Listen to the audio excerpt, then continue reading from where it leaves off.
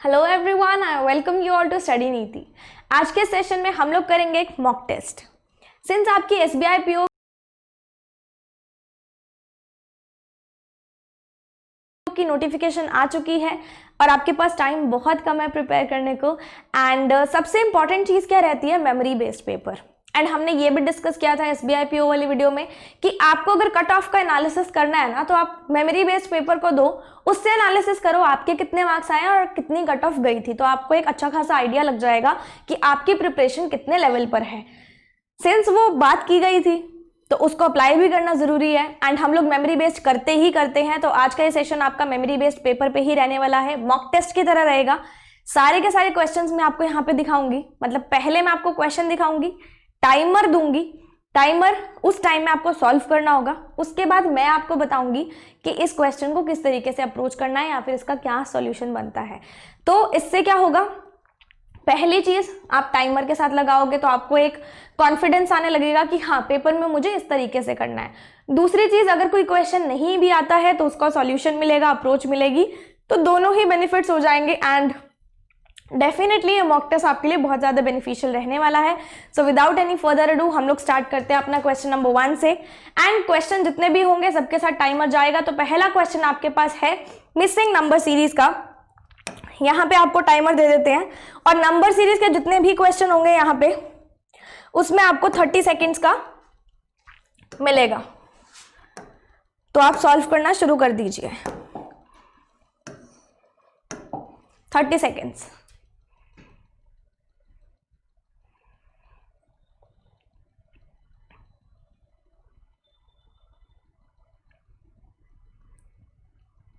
Pattern को देखो, gap कैसे कम हो रहा है, कैसे इंक्रीज हो रहा है, कितना ज्यादा इंक्रीज हो रहा है।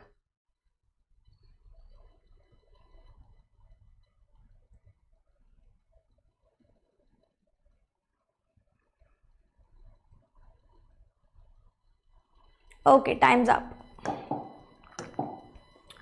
तो यहाँ पे पहला क्वेश्चन आपके पास मिसिंग नंबर सीरीज का है। अगर मैं पैटर्न को देखूं, अगर मैं यहाँ पे पैटर्न को देखूं तो आपको यहाँ पे दिख रहा है कि पैटर्न कैसे हो रहा है, एकदम से डिक्रीज आया है, फिर एकदम से इंक्रीज आया है। जब भी किसी भी क्वेश्चन में एकदम से डिक्रीज आए, एकदम से इंक्रीज आए, या फिर गैप बहुत ज्यादा का हो, मतलब गैप आप देखो डबल डबल में है। अगर मैं 8 का डबल करूंगी तो 16, डबल डबल के गैप में है। अगर ऐसा गैप आ जाए तो डेफिनेटली या तो मल्टीप्लीकेशन लगेगा या फिर डिविजन लगेगा, है ना। अगर गैप कम हो फिर हम लोग डिफरेंस लेते हैं। यहां पे तो मुझे पैटर्न देख के पता चल रहा है कि मल्टीप्लिकेशन लगने वाला है। देख लेते कैसे लगेगा। 8 का डबल तो होता है 16, ये मुझे पता है। या मैं बोलूं 15 का हाफ कितना होता है, 7.5। हम लोग हाफ प्लस हाफ कर सकते हैं, हम लोग हाफ प्लस हाफ कर सकते हैं। 15 का हाफ किया 7.5 प्लस हाफ किया 8। ठीक है, आगे देखते हैं। 8 और 9 में गैप 1 का है। अगर मैं बोलूं 8 इंटू 1 प्लस 1 हो सकता है। पैटर्न ये वाला चल सकता है ना, half plus half, 1 plus 1, 1.5 plus 1.5, 2 plus 2। Pattern आपने देखा होगा। उसी तरीके से ये पैटर्न बनने वाला है। ये 1 प्लस 1 बन गया, इंटू 1 प्लस 1 बन गया। इसको प्लस कर लेते हैं। क्लियर। अब यहां से देखो, 9 और 15 में ज्यादा गैप नहीं है। अगर मैं 9 का 1.5 करूंगी, क्योंकि पैटर्न हमारा वही चल रहा है, अगर मैं 9 का 1.5 करूंगी मतलब 9 और उसका 0.5 कितना हो गया, 4.5, मतलब 13.5 आया। और अगर 13.5 में हम लोग 1.5 और ऐड कर देंगे तो हमारे पास क्या आ जाएगा, 15। मतलब डेफिनेटली पैटर्न क्या बनेगा, into half plus half, into 1 plus 1, into 1.5 plus 1.5, into 2 plus 2 बन रहा है ना। 15 इंटू 2 30 प्लस 2। अब आगे क्या बनेगा, इंटू 2.5 प्लस 2.5। तो 32 का 2.5 करना है, कैसे करोगे, 32 का डबल 64.5 मतलब आधा। कितना बन गया यहां से, 80। 80 प्लस 2.5 कितना हो गया, 82.5। Your answer is option number A. And I hope आप सभी का आंसर यहाँ पे करेक्ट आया होगा। तो चलते हैं नेक्स्ट क्वेश्चन पे, क्योंकि बहुत सारे क्वेश्चंस हैं तो हम लोग उतने ही टाइम से करेंगे जितना नीडेड है। 30 सेकेंड्स फॉर दिस टू, आप क्वेश्चन करना स्टार्ट कीजिए।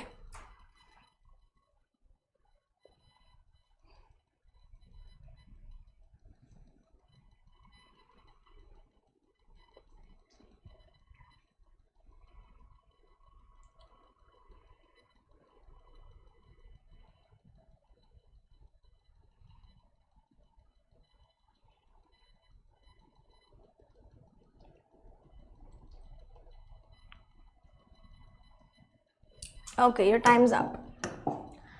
अब इसमें देखो गैप ज्यादा नहीं दिख रहा है, डिफरेंस ज्यादा नहीं है डिजिट्स के अंदर। अगर डिफरेंस ज्यादा नहीं है तो मतलब आप क्या लोगे, इन सभी का गैप देखोगे कि कितना कितना है। डिफरेंस लेके देख लेते हैं, 18 और 24 का कितना है, 6,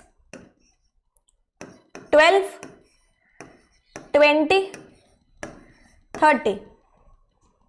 गैप आ गया, यहां से नहीं कुछ दिख रहा, गैप का गैप भी ले सकते हैं। इसका गैप लोगे कितना आएगा, 6, 8, 10। हमें ये पता चल गया जब हमने गैप का गैप लिया तो 2-2 का डिफरेंस आ रहा है, मतलब अगला गैप कितना होना चाहिए, 12। हमने 6 में 6 ऐड किया तो 12 आया, 12 में 8 ऐड किया तो 20 आया, 20 में 10 ऐड किया तो 30 आया। अब 30 में 12 ऐड करेंगे तो कितना आएगा, 42। तो 86 प्लस 42 यहां पे क्या आना चाहिए, 86 प्लस 42 यहाँ पे क्या आना चाहिए, 128। Your option answer is option number A. I hope आपका ये वाला क्वेश्चन भी सही हुआ होगा, बिकॉज इतना कुछ इसमें है नहीं करने वाला, सिर्फ आपको गैप लेना था। अगर गैप से ना पता चले तो गैप का गैप ले लो, ठीक है। अब मैं आपको यहाँ पे एक और चीज बताऊं, ये जो सीरीज आती है ना, ये वाली जो सीरीज है, जब भी ऐसा आ जाए ना, जब भी ऐसा कुछ आ जाए ना, तो इस चीज को याद कर लो, ये ऐसे होती है, 6, 12, 20, 30, 42। ये 5 नंबर आपको एक सीरीज की तरह पता होने चाहिए कि 6, 12, 20, 30, 42 एक सीरीज बनेगी ही बनेगी। 6, 12, 20, 30, 42 एक सीरीज बनेगी ही बनेगी। अगर आपको ये चीज याद है ना, ये सीरीज, तो फिर फटाफट से हो जाएगा, फिर गैप का गैप नहीं लेना पड़ेगा। ये चीज मुझे भी जब मैं अपनी प्रिपरेशन कर रही थी तो मुझे भी किसी से सीखने को मिली थी कि अगर ऐसा कुछ आ जाए तो ये सीरीज पक्का पक्का ही लगती है। रॉन्ग नंबर सीरीज में 6, 12, 20 दिख गया, मतलब आगे 30 और 42 ही होगा। अगर आपको 20, 30, 42 दिखा तो इधर 6 और 12 ही होगा। This is a fixed series, okay. I hope आपका ये वाला क्वेश्चन भी सही हुआ होगा। हम लोग अब चलते हैं अपने नेक्स्ट क्वेश्चन पे। इसके लिए भी आपको सेम 30 सेकेंड्स का टाइम मिलेगा, सो स्टार्ट इट। गैप देखो, बहुत ज्यादा गैप आ रहा है।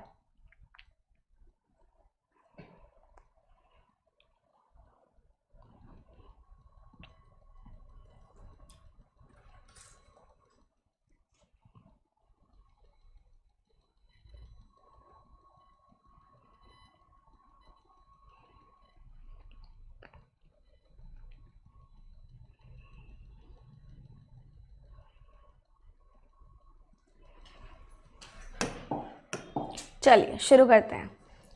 यहां पे देखो, इस सीरीज को आपको क्या दिख रहा है कि यहाँ पे बहुत ज्यादा ह्यूज गैप आ रहा है ना। और अगर आप डिजिट्स भी देखोगे तो सभी डिजिट्स या तो एक दूसरे की डबल है या एक दूसरे की हाफ है। वैसे वर्षा मैं कैसे बोल रही हूं, अगर मैं इधर वाले पैटर्न पे आऊंगी तो मुझे दिख रहा है कि इसका हाफ कहीं ना कहीं हाफ हो रहा है। 222 का हाफ कितना होता है, 111। 110 का हाफ कितना होता है, 55। 54 का हाफ कितना होता है, 27। अगर मैं इधर से चलूं तो 26 का डबल कितना होता है, 52। इसका डबल कितना होता है, 108। इसका डबल कितना होता है, 220। दोनों तरीके से मैं देख सकती हूं, है ना। मतलब डेफिनेटली या तो मल्टीप्लीकेशन होगा या फिर डिवीजन होगा। हम लोग ना दोनों तरीके से करके देखेंगे इसको, ओके। तो यहां से देखते हैं पहले, अगर मैं 222 का हाफ कर दूं, आधा कर दूं इसको, तो कितना आएगा, 111। 110 चाहिए, मतलब -1 हो सकता है ना। हम लोग पॉसिबिलिटीज चेक कर रहे हैं। 110 का अगर मैं हाफ करूंगी कितना आएगा, 55।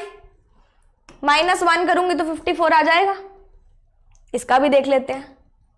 54 का अगर मैं हाफ कर दूंगी 27 आएगा, -1 करूंगी कितना आएगा, 26, मतलब पैटर्न क्या बन गया, into half minus one, into half minus one, into half minus one. आगे भी यही लगेगा, 26 इंटू हाफ कितना हो जाएगा, आधा कर दो 13 हो जाएगा, माइनस वन करोगे तो कितना आ जाएगा 12, कितना आ जाएगा 12। Option number E is your answer. अब मैं दूसरे तरीके से बताती हूं। आपके पास सीरीज ये थी, इसको हम लोग यहीं लिख लेते हैं एक बार, ये सीरीज थी आपके पास। अब हम लोग ना इस तरफ से चलते हैं, 26 का डबल करोगे तो कितना आएगा 52, प्लस 2 करोगे कितना आएगा 54, मतलब इंटू 2 प्लस 2 है। 54 का डबल करोगे कितना आएगा 108, प्लस 2 करोगे कितना आएगा 110, ये भी बन रहा है। 110 का डबल करोगे 220 बनेगा, प्लस 2 कर दोगे 222 बनेगा। मतलब अगर मुझे इस नंबर से इस नंबर पे आना है तो मुझे इंटू 2 प्लस 2 करना पड़ेगा। अब आपको ये नंबर चाहिए तो यहां से देख लो, 8 इंटू 2 प्लस 2 करेंगे तो 18 आएगा, नहीं बनेगा। 11 इंटू 2 प्लस 2 करेंगे कितना आएगा 24, 26 नहीं बनेगा। 13 इंटू 2 26 प्लस 2 करेंगे 28, नहीं बन रहा। 9 इंटू 2 18 प्लस 2 करेंगे 20 आना चाहिए, 26 है। 12 इंटू 2 24 प्लस 2 करेंगे तो 26 आ जाएगा। ऑप्शन नंबर ई आपका आंसर बन जाएगा। जिस तरीके से आपको अच्छा लगे वो तरीका अडॉप्ट करो, लेकिन आपको सही सीरीज पता होनी चाहिए। ये तो एग्जामिनर की फेवरेट सीरीज होती है ना, into 1 plus 1, into 2 plus 2, into 3 plus 3, या फिर into 1 plus 1, into 2 plus 1, into 3 plus 1। अगर आपने प्रैक्टिस करी है तो आपको जरूर ये सीरीज बहुत अच्छे से पता होंगी। ठीक है, अब हम लोग चलते हैं नेक्स्ट क्वेश्चन पे। सेम टाइमिंग 30 सेकेंड्स, फटाफट से स्टार्ट कीजिए।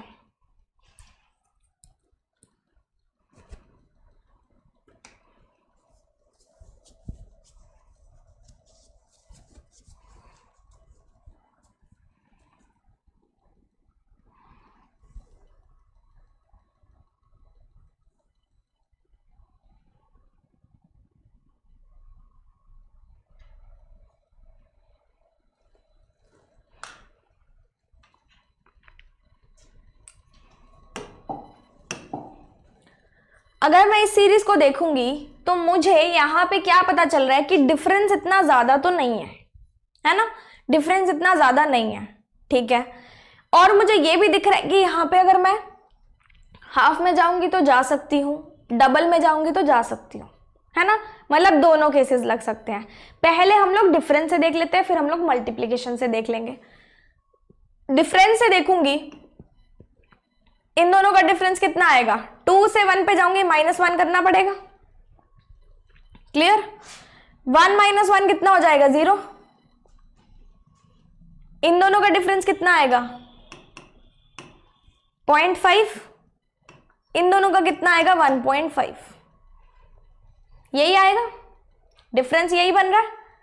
अब देखो यहां पे अगर मैं देखूं इस चीज को, -1 से 0 गया, 0 से 0.5 गया, 0.5 से 1.5 गया। अगर मैं डिफरेंस से ही देखूंगी तो मुझे इसका कोई आइडिया नहीं लग रहा है कि कोई पैटर्न बन रहा है ना। अब आप कहोगे मैम डिफरेंस का डिफरेंस ले लो, तो आप ले सकते हो, उसमें कोई दिक्कत नहीं है। ठीक है, डिफरेंस का डिफरेंस लोगे तो भी क्या बनेगा देख लेते हैं, -1, 0.5, 1, यही बना, डिफरेंस का डिफरेंस यही बना। ये मुझे कुछ अच्छा नहीं लग रहा तो मैं एक बार इसको कर देते हैं इसको। ठीक है, हम लोग जाएंगे सीधा मल्टीप्लिकेशन पे। मल्टीप्लिकेशन पे कैसे, 2 का अगर मैं हाफ करूंगी कितना आ जाएगा 1 आ जाएगा। ठीक है, 1 इंटू 1 करूंगी तो 1 आ जाएगा, इंटू 1.5 करूंगी तो हो जाएगा, 1.5 इंटू 2 करूंगी तो 3 आएगा। अब पैटर्न देखो, into half, into 1, into 1.5, into 2, मतलब मल्टीप्लीकेशन उस नंबर से हो रहा है जो इसके 0.5 के गैप में है। मतलब अगर मैंने पहले 0.5 या फिर हाफ लिया, उसके बाद 0.5 का गैप मतलब 1, उसके बाद 0.5 का गैप मतलब 1.5, फिर 0.5 का गैप मतलब 2, मतलब नेक्स्ट क्या आना चाहिए इंटू 2.5। तो अगर मैं यहाँ पे नेक्स्ट नंबर देखना चाहूंगी तो कितना आएगा इंटू 2.5, तो 3 इंटू 2 6 प्लस 0.5 कितना हो जाएगा 7.5, 6 प्लस 1.5 कितना हो गया 7.5 हो गया। आपका आंसर क्या बन जाएगा? Option number C. बहुत सिंपल सीरीज थी, मल्टीप्लीकेशन बहुत इजीली लग गया। घबराना मत, एग्जामिनेशन में भी इस टाइप के क्वेश्चंस आएंगे, ज्यादा हाई लेवल नहीं जाएगा। ठीक है, नेक्स्ट क्वेश्चन पे चलें आप। 30 सेकेंड्स फॉर दिस टू। चलिए,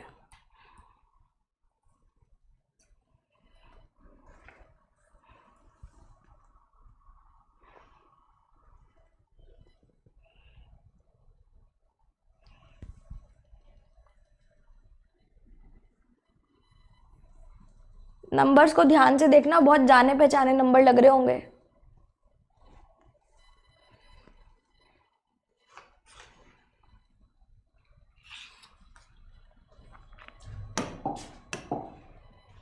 अब हमने गैप वाली सीरीज भी देखी, हमने मल्टीप्लिकेशन वाली भी देखी।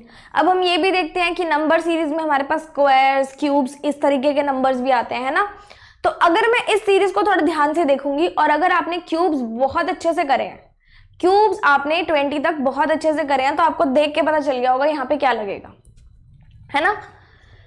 यहाँ पे देखो, अगर मुझे पता है कि 3 का क्यूब क्या है तो मैं क्या बोलूंगी? 27।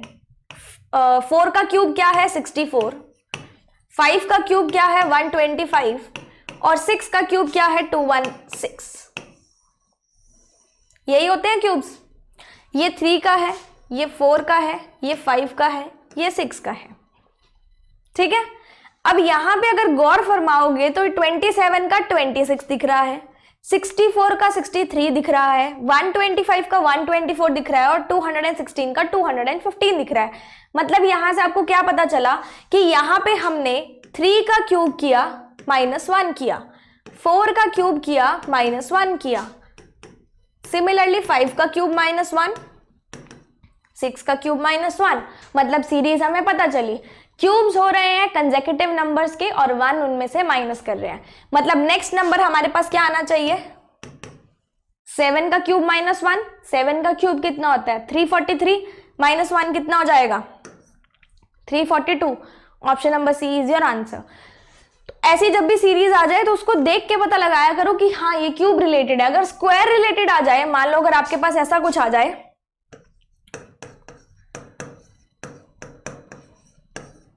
ये सीरीज आ रही है, नेक्स्ट नंबर बताना है, तो आपको पता है ना ये 2 का स्क्वायर है।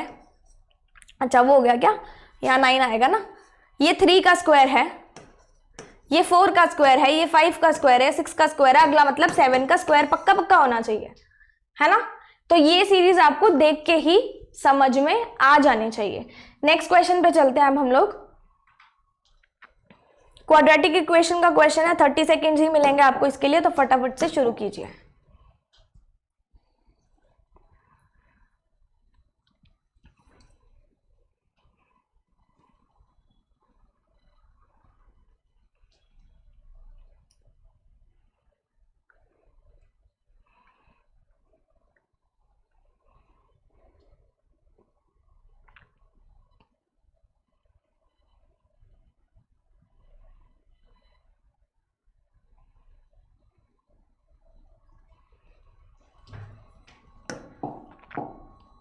Times up. यहां पे अगर मैं देखूं तो ये यहां पे हमारे पास 5x + 2y = 31 है, 3x + 7y = 36 है। मतलब हमारे पास दोनों वेरिएबल एक इक्वेशन में है। तो कभी भी ऐसी इक्वेशंस आ जाए ना तो उनको हमें नॉर्मलाइज करके या फिर मैं बोलूं इक्वल करके सॉल्व करना पड़ता है। कैसे? यहां पे देखो x है, यहां पे देखो y है, तो इस इक्वेशन में कोशिश करना या तो आप इन दोनों x को इक्वल बना लो या फिर इन दोनों y को इक्वल बना लो। मैं बोलती हूँ कि आप x को इक्वल बना लो। अगर आपको ये दोनों x को इक्वल करना है, मतलब आपको एक ऐसा नंबर चाहिए जो 5 से भी डिवाइड हो जाए और 3 से भी डिवाइड हो जाए। मतलब 5 × 3 बोल सकती हूँ। 15 ऐसा एक नंबर है जो 5 से भी डिवाइड हो जाता है और 3 से भी डिवाइड हो जाता है, एकदम लीस्ट नंबर, है ना। तो अगर मुझे 5x को 15 बनाना है तो पूरी इक्वेशन को 3 से मल्टीप्लाई कर दो, कितना बन जाएगा? 15x + 6y = 93। अगर मुझे 3x को 15 बनाना है तो पूरी इक्वेशन को मैं 5 से मल्टीप्लाई कर दूंगी, पूरी इक्वेशन को मैं किससे मल्टीप्लाई कर दूंगी, 5 से मल्टीप्लाई कर दूंगी। तो हमारे पास कितना आ जाएगा, 15x plus 35y equals to कितना बन जाएगा, 180। ठीक है, अब आपको साइंस चेंज करने हैं। 15x से 15x कैंसिल, 35 माइनस x कितना होता है, 29 माइनस, और ये कितना आ जाएगा 7, 87, y कितना आ गया, 3 आ गया। अगर y 3 है तो x कितना आएगा, इन दोनों में से किसी भी इक्वेशन में आप y की जगह 3 रख दो। 5x plus 2y equals to 31 में y की जगह आप 3 रख दो तो कितना बन जाएगा, 5x प्लस 6 इक्वल्स टू 31। तो कितना हो जाएगा, 5x बराबर 15, x बराबर 5। अब देखो x बड़ा है या y बड़ा है, डेफिनेटली x बड़ा है ना, 5 इज ग्रेटर देन 3 है ना, that means x is greater then y। तो आपका आंसर क्या बन जाएगा, ऑप्शन नंबर ए। आपका आंसर क्या बन जाएगा, option number A, x is greater then y। I hope आपको ये वाला क्वेश्चन भी बहुत अच्छे से समझ में आ गया होगा। चलते हैं हम लोग नेक्स्ट क्वेश्चन पे।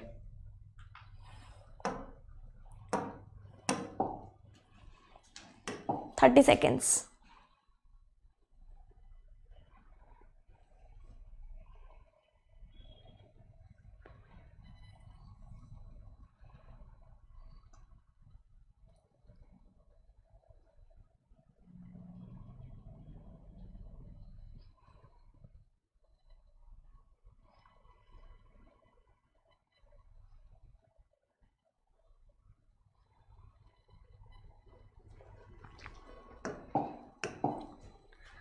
अगर मैं इस इक्वेशन को देखूं, अगर आपने मेरा क्वाड्रेटिक इक्वेशन का सेशन देखा हुआ है तो हम लोग पहले साइंस से चेक करते हैं कि हमारा आंसर क्या बनना चाहिए, है ना। अगर नहीं देखा तो वो कॉन्सेप्ट वीडियो अवेलेबल है क्वाड्रेटिक इक्वेशन की, वो आप जाके देख लेना।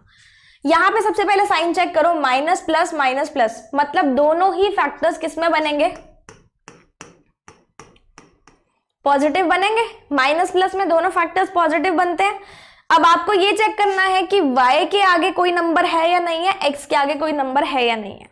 दोनों के आगे कोई नंबर नहीं है, या तो कोई भी नंबर नहीं होना चाहिए या फिर सेम नंबर होना चाहिए। पहली चीज तो ये चेक करनी है, ठीक है। कोई भी नंबर नहीं है, आगे बढ़ते हैं। 12 इंटू 1, कोई भी नंबर नहीं है तो हम लोग उसको 1 मानेंगे। 12 इंटू 1 मतलब 12। तो ये वाला जो नंबर है ना, वो उसके जो फैक्टर्स आएंगे उनका मल्टीप्लाई होके 12 बनना चाहिए और एडिशन होके 7 बनना चाहिए। मतलब 12 के ऐसे दो फैक्टर्स बताओ जिनका मल्टीप्लिकेशन तो 12 बने और एडिशन क्या बने, 7 बने। तो हम बोल सकते हैं 3 4 12 भी होता है और 3 + 4 7 भी होता है। तो इसके दोनों फैक्टर्स क्या बन गए, 3 और 4 बन गए। नेक्स्ट भी ऐसे ही करना है। 20 इंटू 1 कितना हो जाएगा, 20। तो 20 के ऐसे दो फैक्टर्स चाहिए जिनका मल्टीप्लिकेशन 20 हो और एडिशन 9 हो। तो हम बोल सकते हैं कि अगर मैं 5 इंटू 4 करूंगी तो 20 बनेगा और 5 + 4 करूंगी तो 9 बनेगा। मतलब इसके दोनों फैक्टर्स क्या बन गए, 5 और 4। अब आपको बस कंपेयर करना है। 3 5 से छोटा है, 4 से भी छोटा है, 4 5 से छोटा है और इसके बराबर है। मतलब या तो x छोटा है y से या फिर बराबर है। इस केस में बराबर है, बाकी केस में छोटा है। या तो x छोटा है या फिर बराबर है। तो आपका आंसर क्या बनना चाहिए, x is less than equal to y। x is less than equal to y। I hope आपको ये चीज अच्छे से क्लियर हो गई होगी। ओके, चलिए नेक्स्ट क्वेश्चन पे।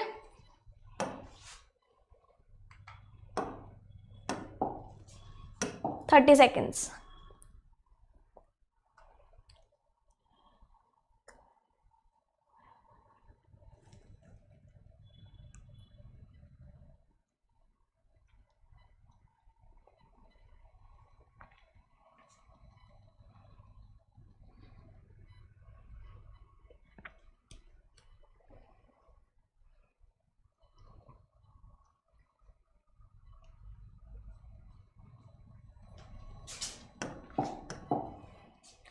अब इस इक्वेशन को देख के आप ना थोड़ी सी गलती करने की कोशिश करोगे। क्या करोगे, इसको इससे काटने की कोशिश करोगे। है ना। ऐसा मत करना, ऐसा नहीं करना अपने को, क्योंकि ये सीधा हम लोग काटेंगे तो हमारे पास एक फैक्टर इसका कम हो जाएगा। उसका रीजन मैं आपको आगे बताऊंगी, ठीक है। अगर मेरे को साइन से चेक करना है तो यहाँ पे क्या है, प्लस और माइनस है। क्या साइंस है, प्लस और माइनस, मतलब दोनों फैक्टर किस में बनेंगे, नेगेटिव फैक्टर्स बनेंगे। पता है आपको, सेशन आपने देख रखा है, ठीक है। इसको कैसे सॉल्व करना है, x प्लस 1 का स्क्वायर है इक्वल्स टू 12 का स्क्वायर है, ये चीज हमें गिवन है। आप क्या करो, 12 को उधर ले जाओ,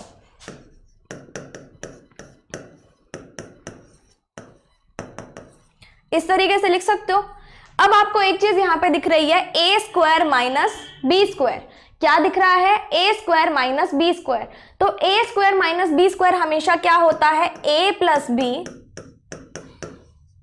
multiply by A minus B, यही होता है। A plus B multiply by A minus B क्या होता है, A square minus B square, है ना। तो ये बन गया x प्लस 13, ये बन गया x माइनस 11, ठीक है। अब x प्लस 13 भी 0 के बराबर है, x माइनस 11 भी 0 के बराबर है। तो हम बोल सकते हैं अगर x प्लस 13 इक्वल्स टू 0 है तो x की वैल्यू कितनी बन जाएगी, माइनस 13 बन जाएगी। अगर x माइनस 11 बराबर 0 है तो x की वैल्यू कितनी बन जाएगी, 11। मतलब यहाँ पे हमारे पास x के दो फैक्टर्स होने वाले हैं। क्या क्या फैक्टर्स होंगे, या तो x होगा माइनस 13 या फिर होगा 11, या तो x होगा माइनस 13 या फिर होगा 11, ठीक है। इसको ऐसे करना है। अगर आप इसको सीधा कैंसिल करते ना यहां से, तो देखो इसका फैक्टर क्या बनता, x प्लस 1 इक्वल्स टू सिर्फ 12 रह जाता, तो x की वैल्यू सिर्फ 11 ही आती, फिर उससे आपका पूरा क्वेश्चन गलत हो जाता। इसका लॉजिक यही था, क्योंकि यहाँ पे अपने को दोनों साइड के स्क्वायर्स दे रखे हैं ना, और स्क्वायर्स हमेशा आपको पता है नेगेटिव नंबर का भी स्क्वायर पॉजिटिव होता है और पॉजिटिव का भी पॉजिटिव होता है। मतलब अगर मैं बोलूंगी कि 2 का स्क्वायर 4 है तो माइनस 2 का स्क्वायर भी तो 4 होगा ना, तो दोनों फैक्टर्स बनते हैं। तो यहाँ पे अगर आप इस चीज को कैंसिल आउट कर दोगे तो एक फैक्टर जो है वो निग्लेक्ट हो जाएगा। x के फैक्टर्स हमने निकाल लिए। अब y के देखो, यहाँ पे y के आगे कुछ नहीं है, y खाली है। 143 इंटू 1 कितना हो जाएगा, 143। 143 के दो फैक्टर्स बताओ जिनका मल्टीप्लीकेशन तो 143 है और उनका डिफरेंस 2 है। हमेशा जब भी प्लस माइनस आ जाए तो हम लोग डिफरेंस लेते हैं ना, जैसे पिछले क्वेश्चन में हमने एडिशन लिया था। हमारे पास इक्वेशन थी माइनस प्लस की, उसमें हमने एडिशन देखा था दोनों नंबर्स का। अब हमारे पास इक्वेशन क्या, प्लस माइनस की, तो हम लोग क्या देखेंगे, डिफरेंस देखेंगे। अगर आपको इतना कॉम्प्लिकेटेड लग रहा है तो एक बार प्लीज कॉन्सेप्ट वीडियो देख लेना, उसमें हर चीज बहुत अच्छे से क्लियर की गई है, तो आपको समझ में आ जाएगी, ठीक है। तो इसके दो फैक्टर्स ऐसे होने चाहिए जिनका जो डिफरेंस आएगा वो 2 होना चाहिए। तो मैं बोल सकती हूँ कि यहाँ पे मुझे दिख रहा है कि एक तो 11 हो सकता है, एक 13 हो सकता है। क्यों, क्योंकि 13 इंटू 11 कितना होता है, 143 होता है, ठीक है। अब ये देखना पड़ेगा हमें यहाँ पे कि हमारे पास जो साइन आएगा, अच्छा एक फैक्टर प्लस का आएगा ना, सॉरी, इसमें एक फैक्टर प्लस का आएगा, एक फैक्टर माइनस का आएगा। तो हमें ये देखना पड़ेगा कि यहाँ पे हमारे पास साइन कौन सा लग रहा है, प्लस का लगेगा या फिर माइनस का लगेगा, 11 और 13 के आगे कौन सा लगेगा। तो यहाँ पे जब भी आपके पास इक्वेशन प्लस माइनस की हो तो हमेशा ध्यान रखना जो हमारे पास माइनस का साइन होता है वो हमेशा किसके आगे होता है, बड़े वाले के आगे। माइनस का साइन हमेशा किसके आगे होता है, बड़े वाले डिजिट के आगे होता है। क्लियर। तो यहाँ पे अगर मैं फैक्टर्स देखने की कोशिश करूं तो आप यहाँ पे देख सकते हो हमारे पास कौन कौन से फैक्टर्स बन रहे हैं, -13 और 11 बन रहा है, और यहाँ पे 11 और 13 बन रहा है, ठीक है। या फिर मैं बोल सकती हूं, इस तरीके से बोल सकती हूं, दोनों फैक्टर्स इक्वल हैं, x की वैल्यू भी वही आ रही है, y की वैल्यू भी वही आ रही है। मतलब यहाँ पे आपका आंसर क्या हो जाएगा, option number E, x equals to y. क्या हो जाएगा, x इक्वल्स टू वाई। इसमें करेक्शन कर लेना, ये प्लस माइनस का आएगा, वो गलती से मैंने माइनस माइनस लिख दिया था, ठीक है।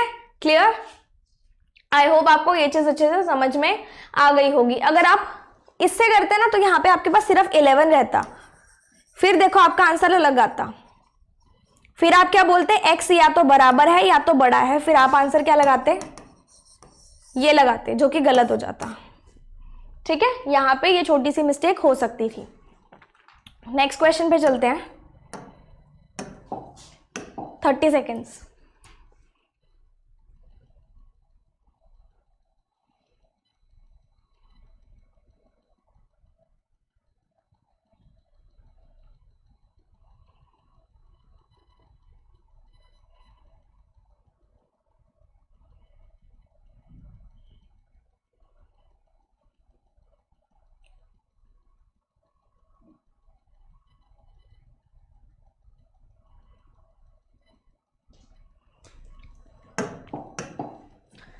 साइन से देखेंगे पहले। यहाँ पे हमारे पास साइन कौन कौन से आ रहे हैं, प्लस प्लस के, मतलब आंसर हमारे पास किस में आने वाला है, माइनस में। प्लस प्लस का साइन हो तो आंसर किस में आएगा, माइनस माइनस में आएगा, पता है आपको। अब देखो यहां पर ये दोनों चीजें इक्वल नहीं है, इसका सॉल्यूशन हम लोग बाद में करेंगे। सबसे पहले 6 इंटू 1 कितना होता है, 6 होता है। 6 इंटू 1 कितना होता है, 6 होता है। 6 के ऐसे दो फैक्टर्स हैं जिनका एडिशन हमारे पास 5 होना चाहिए, जिनका एडिशन हमारे पास क्या होना चाहिए, 5 होना चाहिए। तो यहाँ पे आप देख सकते हो 3 और 2 करेंगे तो 3 मल्टीप्लाई बाय 2 भी 6 होता है और 3 प्लस 2 भी 6 होता है। तो एक फैक्टर 3 बन गया, एक फैक्टर 2 बन गया। क्लियर। यहां से देखो 4 1s are 4, तो आपको 4 के ऐसे दो फैक्टर्स चाहिए जिसका मल्टीप्लीकेशन 4 हो और एडिशन क्या हो, 4 हो। तो यहां पे आप देखो अगर मैं बोलूं 2 इंटू 2, 2 इंटू 2 4 होता है और 2 प्लस 2 भी 4 होता है, मतलब आपके पास फैक्टर क्या बन गए, क्लियर। अब देखो यहां पे 6 है, यहां पे 4 है ना। तो आपके पास अगर x के सामने 6 है तो उसको y से मल्टीप्लाई कर दो, और y के सामने 4 है तो उसको x से मल्टीप्लाई कर दो। क्यों, क्योंकि हमें दोनों फैक्टर्स को इक्वल करना पड़ेगा। यहाँ पे दोनों डिजिट सेम नहीं है, जो जिसके आगे डिजिट है ना उसको क्रॉस मल्टीप्लाई कर दो। क्लियर। तो यहाँ पे x का फैक्टर क्या बन गया, -12 -8, और इसका कितना बन गया, -12 -12। तो यहां से कंपेयर करके देख लो, x बराबर है -8 -12 से बड़ा है, -8 -12 से बड़ा है, मतलब या तो x बड़ा है या फिर x बराबर है। क्या है, या तो x बड़ा है या फिर x बराबर है। तो यहाँ पे आंसर क्या हो जाएगा, option number B, x is greater than equal to y। I hope आपको ये वाला क्वेश्चन भी अच्छे से क्लियर होगा। तो हम लोग कब चलते हैं नेक्स्ट क्वेश्चन पे। ओके,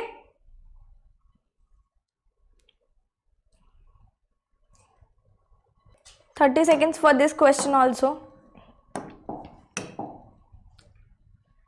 चलिए शुरू कीजिए।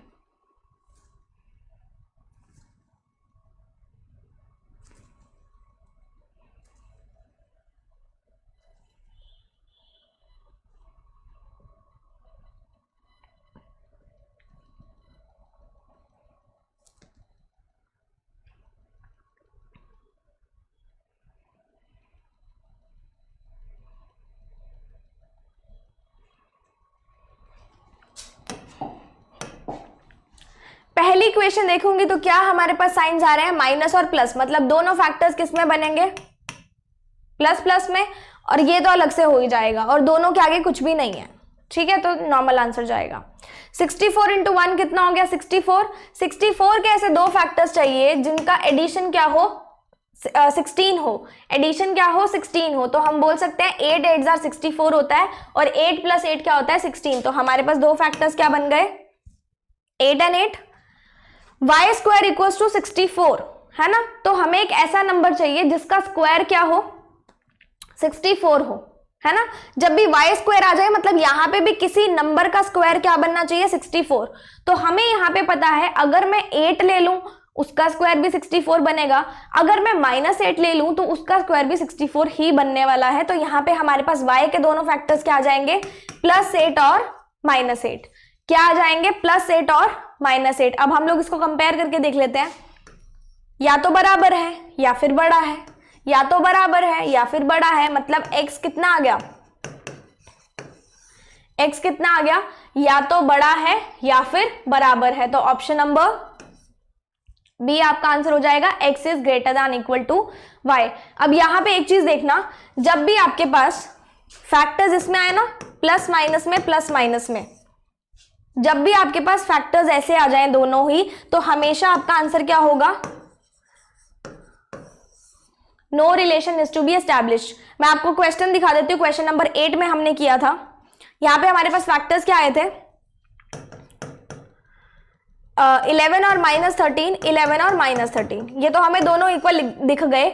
लेकिन अगर मैं इसको दूसरे पॉइंट ऑफ व्यू से देखूं तो या तो x बराबर है या फिर बड़ा है, या तो y बराबर है या फिर बड़ा है। मतलब इसमें हमने तो ये देख लिया कि दोनों के फैक्टर्स बराबर आ रहे हैं। ऑप्शन नंबर ई हमारा आंसर बना। लेकिन जब भी आपके पास फैक्टर्स आ जाए ना प्लस माइनस, तो हमेशा आपका आंसर क्या होगा? No relation is being established. मतलब आपका आंसर क्या होगा? Option number E. ये चीज आप हमेशा ध्यान में रखना, ठीक है। तो क्वाड्रेटिक इक्वेशन के भी 5 क्वेश्चन यहाँ पे खत्म हो गए। अगर आपने देखा होगा बहुत ध्यान से तो हमारे पास नंबर सीरीज के 5 क्वेश्चन आए, क्वाड्रेटिक के 5 क्वेश्चन आए। मैंने आपको उसमें बताया था हमारे स्ट्रैटेजी वाली वीडियो में कि आपको डेली का करना ही करना है। तो यहाँ से आप खुद देख सकते हो आपके 10 नंबर यहाँ से पक्के हो सकते हैं, है ना। तो आपको जो मैंने डेली का स्केड्यूल दिया था करने वाला, वो आप डेफिनेटली फॉलो करो ताकि आपके 10 नंबर तो कहीं पे भी ना जाए और आपकी स्पीड और ज्यादा अच्छी हो जाए, ठीक है। नेक्स्ट क्वेश्चन पे चले। यहाँ पे हमारे पास नेक्स्ट क्वेश्चन है डेटा इंटरप्रिटेशन का, ठीक है। तो ये बेसिकली सिंपल क्वेश्चन है, आपको डेटा गिवन है। मैं आपको नेक्स्ट क्वेश्चन पे लेके जाती हूँ जहाँ पे हमें प्रॉपर इंफॉर्मेशन होगी। उससे पहले इसको पढ़ लेते हैं। आप इस क्वेश्चन को अच्छे से पढ़ लीजिए, फिर मैं इसके नेक्स्ट फर्दर क्वेश्चंस पे जाऊंगी हमें क्या क्या दिया हुआ है, ठीक है। टोटल नंबर ऑफ विजिटर्स तीनों दिन के 400 हैं और ratio of male and female visitors table में हमें दे रखा है। ओके, फर्स्ट क्वेश्चन डिस्प्ले कर दूं आपको, यहां पे मैं आपको लिख देती हूं। टोटल विजिटर्स हमारे पास कितने थे? 400 थे। ओके, टोटल विजिटर्स 400 थे। अब इसके अकॉर्डिंग आप अपना क्वेश्चन करना शुरू कर दो। तो इसके लिए आपको टाइमिंग दे देते हैं 45 सेकेंड्स का।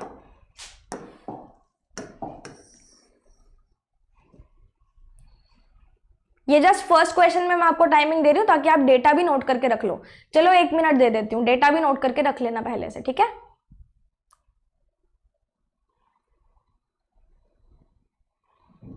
और अगर किसी को नहीं दिख रहा है तो फ्राइडे को 25% है, सैटरडे को 30% है और संडे को 45% है।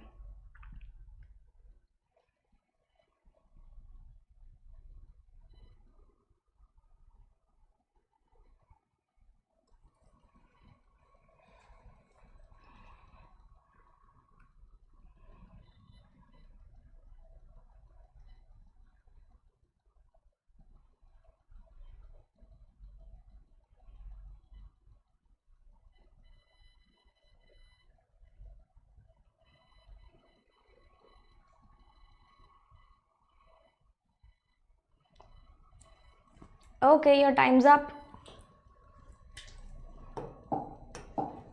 देखिए क्वेश्चन में क्या बोला है, उसने हमें दे दिया था पहले ही कि हमारे पास टोटल नंबर ऑफ विजिटर्स कितने थे? 400 थे और यहाँ पे रेशो ऑफ मेल और फीमेल हमें गिवन है। क्लियर? तो ऐसे क्वेश्चंस में ज्यादा समझदारी यही रहती है कि हम लोग पहले इसका डेटा ऑलरेडी निकाल ही लें और उसको बाइफरकेट कर ही दें ताकि हमारे जो क्वेश्चंस होते हैं उसको करने में हमें थोड़ी सी हेल्प मिल जाए, ठीक है। तो हम लोग इसको पहले कर ही लेते हैं, ठीक है। तो 400 का 25% कितना हुआ? उसने बोला था विजिटर्स तीनों दिन पे, मतलब फ्राइडे, सैटरडे और संडे पे कितने हैं? 400 है टोटल। और परसेंटेज हमें गिवन है यहाँ पे 25%, 30% और 45%। तो सीधी सी बात है 400 का 25% कितना हुआ? मतलब 1/4 कितना हुआ? 100। 400 का 30% कितना हुआ? 120। 400 का 45% कितना हुआ? हाफ इंटू डबल कर लो, मतलब 90 इंटू 2 कर लो, कितना हो जाएगा? 180 हो गया। हमारे पास विजिटर्स आ गए कि हमारे पास फ्राइडे को 100 थे, सैटरडे को 120 थे और संडे को 180 थे। क्लियर? अब इसने क्वेश्चन में क्या बोला है? ट्यूसडे को number of female visitors was 1/5 more than that of Saturday. Tuesday को जो फीमेल विजिटर्स थी वो सैटरडे से 1/5 ज्यादा थी, मतलब हमें यहाँ पे विजिटर्स चाहिए होंगे। उसने सैटरडे की बात करी। सैटरडे को टोटल विजिटर्स कितने थे? 120 थे और यहाँ पे हमारे पास सैटरडे को मेल और फीमेल का रेशो कितना है? 7:5। मतलब 120 को हमें 7:5 में क्या करना है? डिवाइड करना है। तो 120 को 7:5 में कैसे डिवाइड करोगे? इस तरीके से करते हैं। एक की वैल्यू कितनी आ गई? 10। एक रेशो की वैल्यू कितनी आ गई हमारे पास? 10। तो 7 की वैल्यू कितनी हो जाएगी? 70 और 5 की वैल्यू कितनी हो जाएगी? 50। मतलब सैटरडे को हमारे पास मेल कितने थे? 70 थे और फीमेल कितनी थी? 50 थी। क्लियर? आगे उसने क्या बोला है, ट्यूसडे को नंबर ऑफ फीमेल विजिटर्स 1/5 ज्यादा थी सैटरडे से। तो सैटरडे को फीमेल विजिटर्स कितनी थी, 50 थी। ट्यूसडे को 1/5 ज्यादा थी, मतलब 50 का 1/5 करोगे, 50 का 1/5 कितना होता है, 10 होता है। 1/5 कितना होता है, 10 होता है। 1/5 ज्यादा थी, मतलब 50 + 1/5 थी, दैट मीन्स 50 + 10 कितना हो गया, ट्यूसडे को फीमेल विजिटर्स हमारे पास कितनी आ गई, 60 आ गई। क्लियर। या फिर हम कैसे कर सकते थे, अगर उसने बोला है 1/5 मोर, मतलब मैं बोल सकती हूँ 1 + 1/5। अगर किसी चीज का 100% बोलते हैं तो उसको फ्रैक्शन में 1 लिखते हैं, दैट मीन्स किसी चीज का 6/5। तो अगर हमें पता है कि सैटरडे को फीमेल विजिटर्स 50 थी, तो ट्यूसडे को कितनी हो जाएंगी, 60 हो जाएंगी। क्लियर, समझ में आ गई। If the respective ratio between the number of male visitors and that of the female visitors on Tuesday is 11:6, हमारे पास रेशो कितना है मेल और फीमेल विजिटर्स का, 11:6। तो उसने क्या बोला है, टोटल नंबर ऑफ विजिटर्स हमें बताने हैं ट्यूसडे को, मतलब total number of mail plus female visitors कितने थे। फीमेल विजिटर्स हम ऑलरेडी निकाल चुके हैं, कितने थे, 60 निकल गए थे। क्लियर। अगर 6 को 60 बनाना है, 10 से मल्टीप्लाई करोगे, इसको भी 10 से कर दो, कितना बन जाएगा, 110। तो हमारे पास मेल कितने आ गए, 110, और फीमेल कितनी आ गई, 60। मतलब हमारे पास टोटल विजिटर्स कितने हो गए, 170। ऑप्शन नंबर बी आपका आंसर बन जाएगा। हमारे पास टोटल विजिटर्स कितने बन गए, 170। Option number B is your answer. Clear. चले नेक्स्ट क्वेश्चन पे। नेक्स्ट क्वेश्चन के लिए आपको 30 सेकेंड्स ही मिलेंगे, क्योंकि डेटा हम लोग ऑलरेडी एक्सट्रैक्ट कर चुके हैं।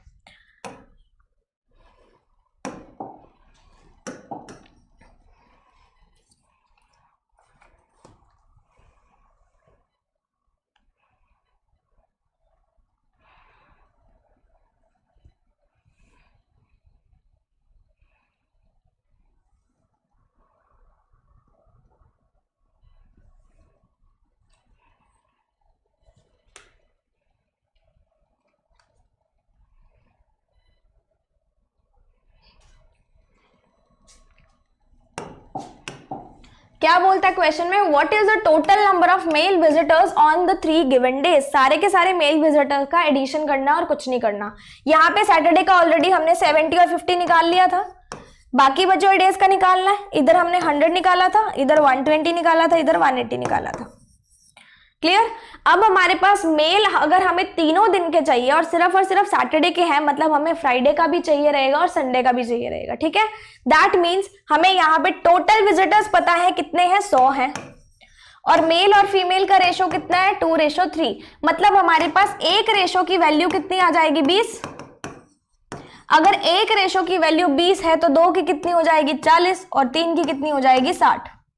रेशो करना आता है ना। 180 को 5:4 में डिवाइड करना है, मतलब एक रेशो की वैल्यू कितनी आ गई, 20। तो 5 की कितनी होएगी, 100, 4 की कितनी होएगी, 80। ठीक है, तो मेल विजिटर्स का टोटल कर लो, 40 + 70 + 100। Very simple question. 40 + 70 110 + 100 कितना हो गया, 210। ऑप्शन नंबर डी आपका आंसर बन गया। वेरी सिंपल क्वेश्चन है ना, इसमें ऐसा कुछ करने जैसा था नहीं, सिर्फ और सिर्फ कैलकुलेशन थी। ओके, चले नेक्स्ट क्वेश्चन पे।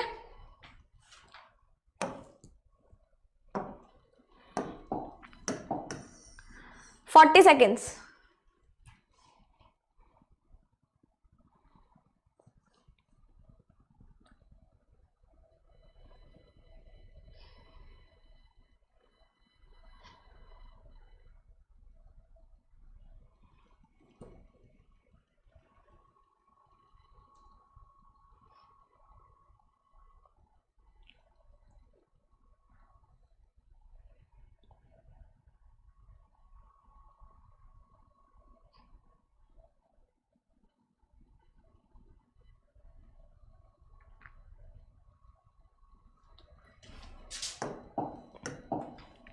Sorry, out of the total number of visitors on Saturday, Saturday को टोटल नंबर ऑफ जितने विजिटर्स थे उसमें से 35% एडल्ट हैं, मतलब बड़े लोग हैं।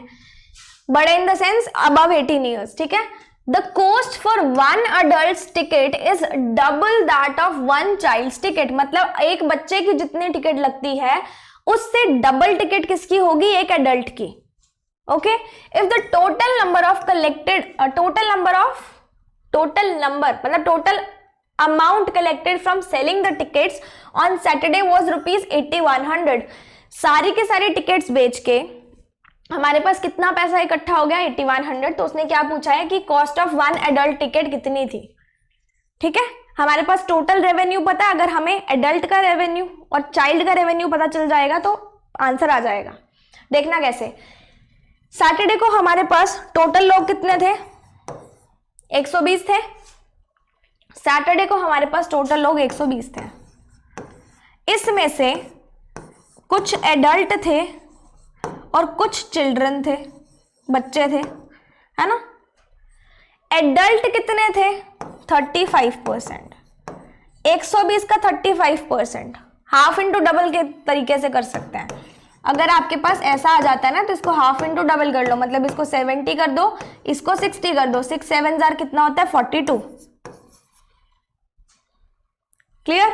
अगर 120 में से 42 एडल्ट थे तो बचे हुए लोग कितने हो जाएंगे, चाइल्ड हो जाएंगे, कितने आ गए, 78। बचे हुए लोग चाइल्ड आ गए 78। यहां पे एक एडल्ट की टिकट कितनी थी, डबल थी एक बच्चे की टिकट से। हमें यहाँ पे प्राइस किसी का नहीं पता, मतलब हमें कुछ ना कुछ मानना पड़ेगा, कुछ ना कुछ लेट करना पड़ेगा। अगर मैं बोलती हूं एक बच्चे की टिकट X रुपीस की थी तो एक एडल्ट की टिकट कितने रुपीस की होगी, 2x की हो जाएगी। क्लियर। हमारे पास टोटल रेवेन्यू पता है, रेवेन्यू हमारे पास कैसे निकलता है, नंबर ऑफ पर्सन जितने आए और टिकट की कॉस्ट कितनी थी उससे अमाउंट इकट्ठा हो गया। मतलब अगर मुझे एडल्ट का रेवेन्यू पता है, बच्चे का रेवेन्यू पता है, तो टोटल रेवेन्यू को इक्वल आ सकता है, डेफिनेटली आ सकता है। 42 इंटू 2 कितना हो जाएगा, 84x प्लस 78x किसके बराबर आ गया, 8100। ये कितना हो जाएगा,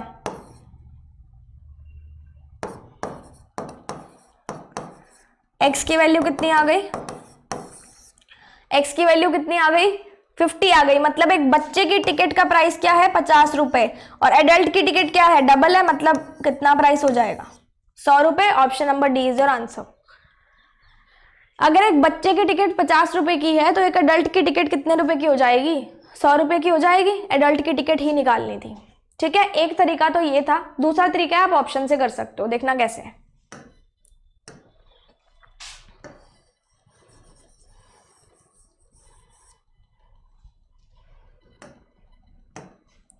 आपके पास ऑप्शंस है, क्लियर। आप क्या करोगे, आपको एडल्ट की टिकट निकालनी है ना। अगर आप एडल्ट की टिकट 200 मान रहे हो तो चाइल्ड की कितनी हो जाएगी, 100। क्लियर। इन दोनों को ऐड करके देख लो कितना हो जाएगा, 8400। टोटल रेवेन्यू ही हमारे पास 8100 है, सिर्फ एडल्ट का 84 आ गया, मतलब ये ऑप्शन नहीं आएगा। 160 से करके देख लो, 42 इंटू 160 कर लो प्लस 78 इंटू 80 कर लो, क्या 8100 आ रहा है। अगर आ जाएगा तो ऑप्शन नंबर ये वाला सही हो जाएगा। अब अगर हम लोग 100 लेते तो यहां पे देखो 42 इंटू 100 4200 हो जाता, और 78 इंटू 50 हाफ इंटू डबल कर दो, इसको 100 बना दो, इसको कितना बना दोगे, 39। कितना आ गया, 3900। दोनों का टोटल कितना होता है, 8100। ऑप्शन से आंसर आया, सिंपल लगा, इस तरीके से भी कर सकते हो। क्लियर। नेक्स्ट पे चलें।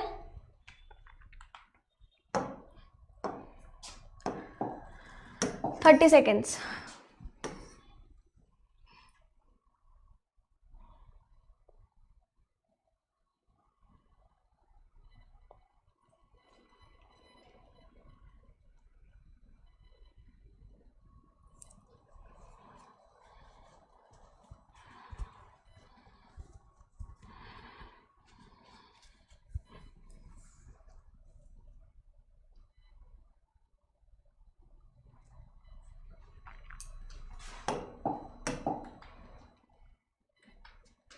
Sorry, okay. तो यहाँ पे देखो इसने क्या बोला है, what is the central angle corresponding to the number of visitors, total visitors जो संडे को थे। जब भी सेंट्रल एंगल बोले ना, जितना भी परसेंटेज होता है ना उसको 360 से मल्टीप्लाई कर दो। कभी भी सेंट्रल एंगल पूछे ना, जो भी परसेंटेज हो उसको 360 से मल्टीप्लाई कर दो। 45 इंटू 360, या फिर मैं बोलूं हाफ इंटू डबल, इस तरीके से बोल सकती हूं। 18 9 सर कितना होता है आपके पास? 18 9 सर कितना होता है? 162। क्या आंसर बन जाएगा? Option number C 162। जस्ट आपको मल्टीप्लाई करना है, क्योंकि वो परसेंटेज में था तो इसके दोनों जीरोस कैंसिल आउट हो गए। Clear? Very easy question. Next question पे चलें। 30 सेकेंड्स।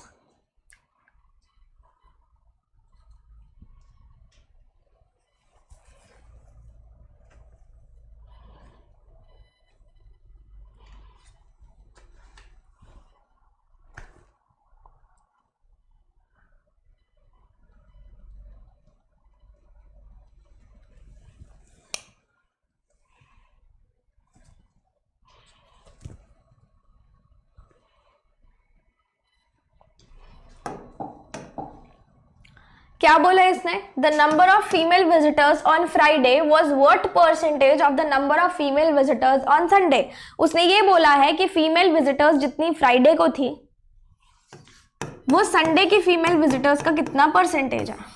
सिंपल, ये डेटा हम लोग ऑलरेडी एक्सट्रैक्ट कर चुके थे ना। यहाँ पे फ्राइडे की फीमेल विजिटर्स कितनी थी? 60, और संडे की कितनी थी? 80। तो हमें बताना है 60 जो है वो 80 का कितना परसेंटेज है। 20 से कट कर दो, 3 आ जाएगा, 4 आ जाएगा। 3/4 क्या होता है? 75%। Option number E is your answer. Very easy question है ना। डेटा एक्सट्रैक्ट हो जाएगा फिर सब कुछ इजी लगता है। क्लियर?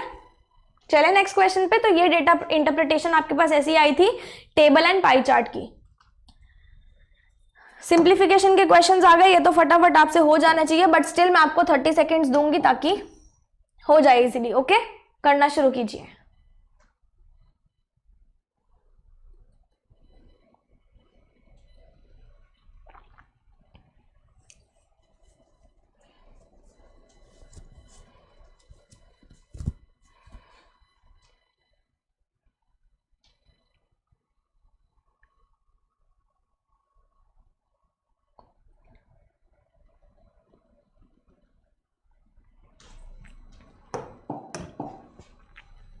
क्या नंबर्स दिए गए हैं?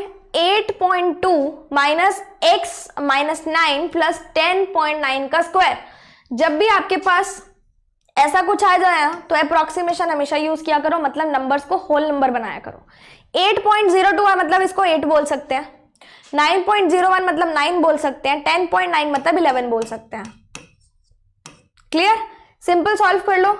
8 minus x plus 9 plus 121 equals to 120, यही बनेगा। 8 प्लस 9 कितना होगा? 17। 17 प्लस 121 कितना होगा? 138। 138 को इधर ले जाओ, कितना आ जाएगा? 18 आ जाएगा। तो x का आंसर कितना हो जाएगा? 18। क्या करना है? 8 प्लस 9 17 प्लस 121 138 हुआ। 138 को इधर ले गए, कितना हो गया? माइनस 18 हो गया। तो माइनस एक्स था, माइनस 18 था, एक्स का आंसर कितना आ गया? 18। सिंपल। चले नेक्स्ट पे।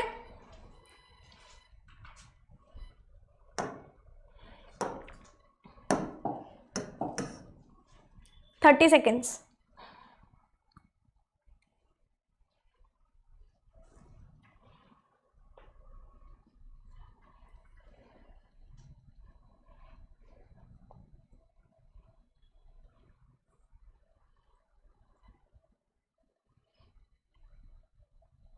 अप्रॉक्सीमेशन यूज करो।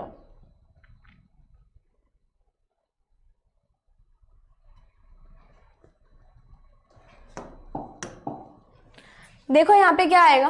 13.9 मतलब 14 बोल सकते हैं, √9 मतलब 3 बोल सकते हैं, √9 मतलब 3 का स्क्वायर 9 होता है, तो 9 का रूट 3 होगा। Square roots, cube roots, squares and cubes आपने अच्छे से किए होंगे। प्लस 200, 14 3 जा 42 प्लस 200 कितना होता है? 242। सिंपल, इजी, कुछ नहीं करना, सिर्फ अप्रोक्सीमेशन यूज करना है। नेक्स्ट क्वेश्चन पे चलते हैं। 30 सेकेंड्स।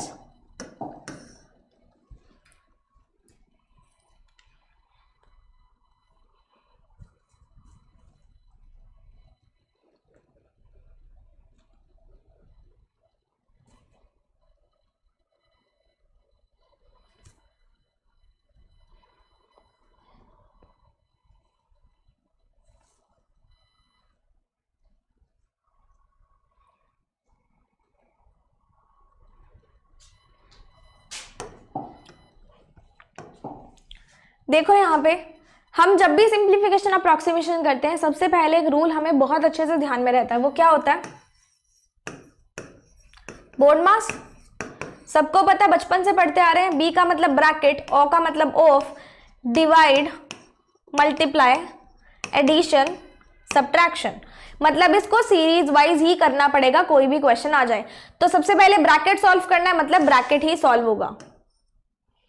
ब्रैकेट सॉल्व करेंगे तो इसको क्या बोल सकते हैं? 199, 15.9 मतलब 16, 16 का स्क्वायर कितना होता है? 256। क्लियर? ब्रैकेट सॉल्व करना था तो 199 प्लस 256 कितना हो जाएगा? 455। उसके बाद क्या सॉल्व होता है? ऑफ। ऑफ का मतलब क्या होता है? मल्टीप्लाई, मतलब 455 का 6% निकालना। अप्रोक्सीमेशन लगेगा, सिंपल सी बात है, अप्रोक्सीमेशन लगेगा यहाँ पे। तो 6 इंटू 45 सीधा कर लो, कितना बनता है? या मैं कहूं हाफ इंटू डबल कर लो, मतलब 9 इंटू 3 करो, कितना बनता है? 27। कितना बनता है? 27। अप्रोक्सीमेशन यूज करके ऑप्शन नंबर सी आपका आंसर बना। मैंने कैसे किया? मैंने इसको मान लिया 450, है ना, कैंसल आउट किया, इसको डबल कर लो, इसको हाफ कर लो। 90 इंटू 3 270, 0 से 0 कैंसिल, 27 आंसर। क्लियर? चले नेक्स्ट पे।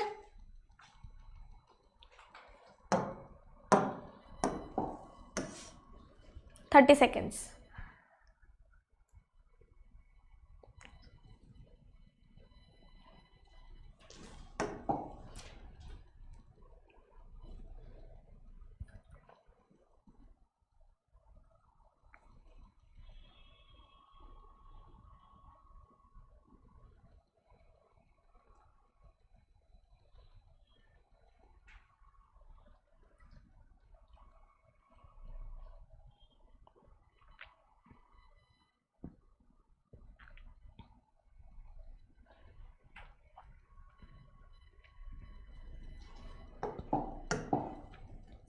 अप्रोक्सीमेशन यूज करेंगे, 1/14.9 मतलब 1/15 बन जाएगा, माइनस 1 कितना बनेगा? 4।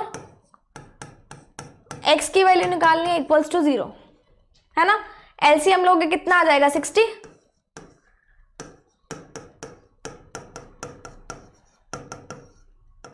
ऐसा ही बनेगा, कितना आ जाएगा? -11/60 इक्वल्स टू -1/x। इसको मैं इधर ले गई, माइनस से माइनस कैंसिल, x की वैल्यू निकालनी है, ये बनेगा, यही बनेगा x। अगर मुझे 60/11 लेना है और यहां से कोई आंसर पिक करना है तो डेफिनेट सी बात है अप्रोक्सीमेशन यूज करना पड़ेगा। 11 5 क्या होता है? 55। 11 6 क्या होता है? 66। हमें इसके नियरेस्ट में सिर्फ 5 एक ऑप्शन दिख रहा है, तो आंसर क्या हो जाएगा? ऑप्शन नंबर ए 5। अप्रोक्सीमेशन यूज किया और कुछ नहीं किया, सिंपल क्वेश्चन था। नेक्स्ट क्वेश्चन पे चले।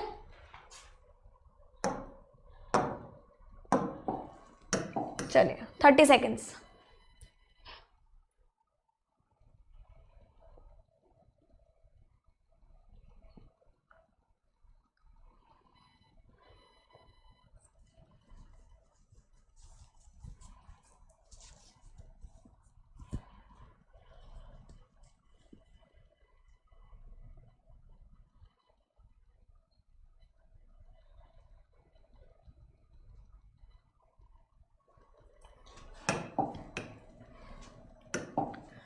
6 का स्क्वायर कितना होता है 36, इसको क्या मान सकते हैं 121, तो 121 का रूट क्या होता है 11, इसको 144, 144 का रूट क्या होता है 12। सीधा समझ लो ये किस नंबर का स्क्वायर है, 12 का स्क्वायर है तो 12 आ जाएगा, 121 किसका स्क्वायर है 11 का स्क्वायर है तो 11 आ जाएगा, प्लस का 12 है माइनस का 11 है, एक बचा 36 प्लस 1 कितना हो जाएगा 37। Option number C is your answer. Okay next करें। तो यहां पे अच्छा सिंप्लीफिकेशन के भी 5 क्वेश्चन हो गए, तो देखो 5 सिंप्लीफिकेशन आया, 5 नंबर सीरीज आया और 5 ही क्वाड्रेटिक इक्वेशन आया। मतलब अगर आपने डेली का टारगेट लिया हुआ अपना 20 क्वेश्चंस ईच का, तो डेफिनेटली आपके 15 नंबर कहीं पे नहीं गए, है ना, बाकी तो आप और अच्छे से करोगे। तो ये 15 मार्क्स आपके डेफिनेटली पक्के हो सकते हैं अगर आप डेली का टारगेट पूरा का पूरा करते हो तो। नेक्स्ट देखो, अब अरिथमेटिक के क्वेश्चंस आ गए हैं, इसके लिए मैं आपको 1 मिनट दूंगी। 1 minute is more than sufficient, बाकी 1 मिनट लगना नहीं चाहिए, पहले हो जाना चाहिए सॉल्व आपसे।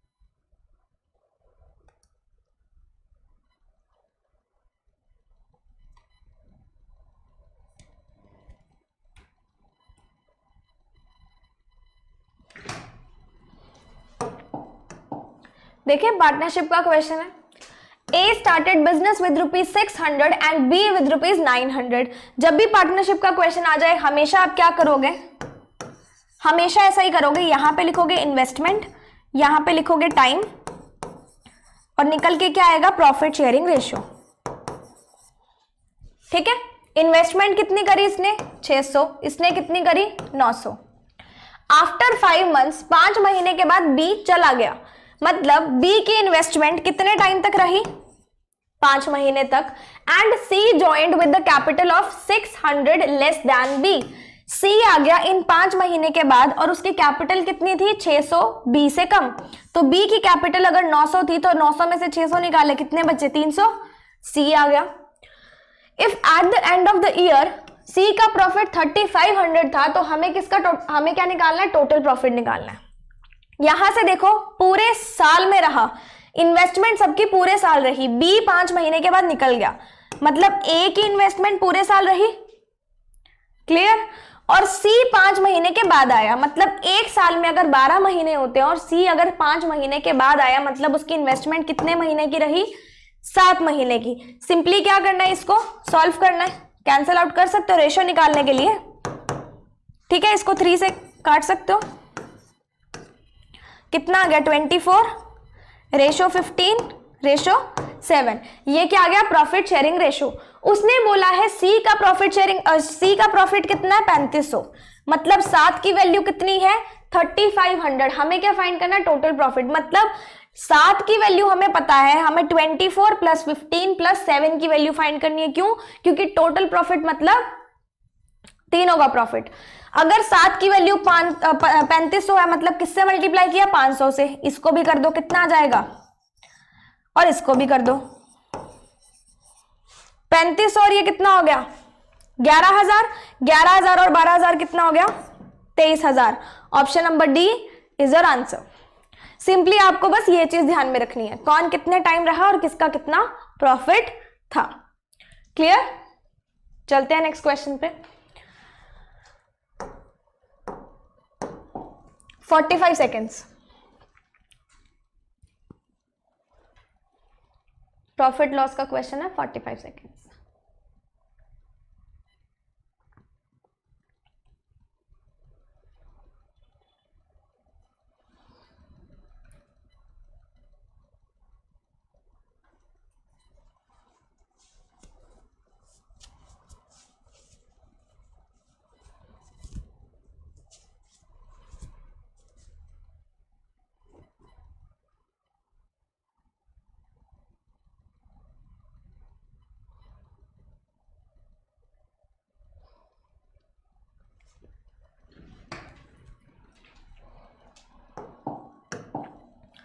कॉस्ट प्राइस ए का कितना है, twice of the cost price of B.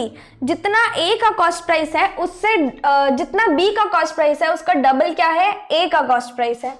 अगर सेलिंग प्राइस बी का 3600 है और उसको कितने प्रॉफिट पे बेचा गया है, 20% प्रॉफिट पे, हमें कॉस्ट प्राइस निकालना है। क्लियर? यहां पे देखो, सबसे पहले आपको एक चीज पता होनी चाहिए,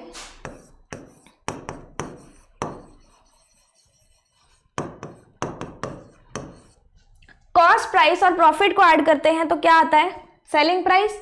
या फिर मैं बोलूं, ये जो प्रॉफिट परसेंट लगता है, ये अगर कभी भी क्वेश्चन में गिवन ना हो तो हमेशा सीपी पे लगता है, मतलब कॉस्ट प्राइस पे ही लगता है, अगर क्वेश्चन में ऐसा कुछ मेंशन ना किया हो तो।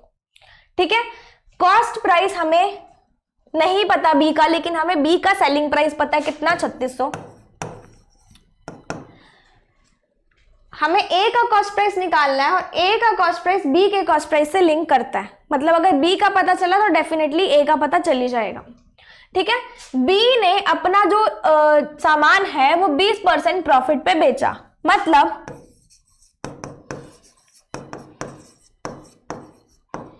कॉस्ट प्राइस तो था ही, कॉस्ट प्राइस का 20% और लगाया और बेच दिया, मतलब कॉस्ट प्राइस का कितना परसेंट हो गया, 120% हो गया। कोई भी चीज अगर पूरी होती है तो वो 100% के बराबर होती है। 100% में 20% जोड़ा, कितना बना, 120 बन गया। तो कॉस्ट प्राइस कितना आ गया,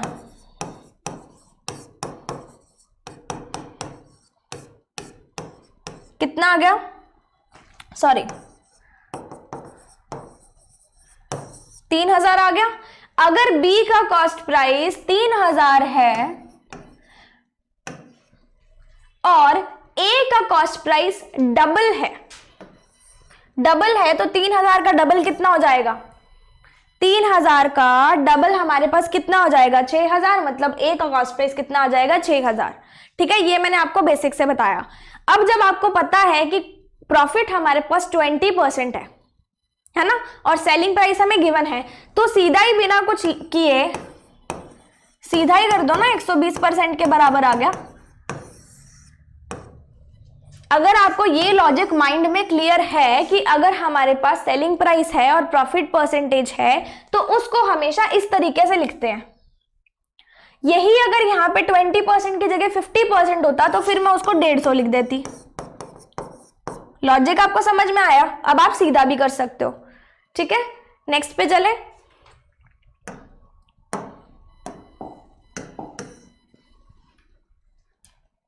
$45 seconds।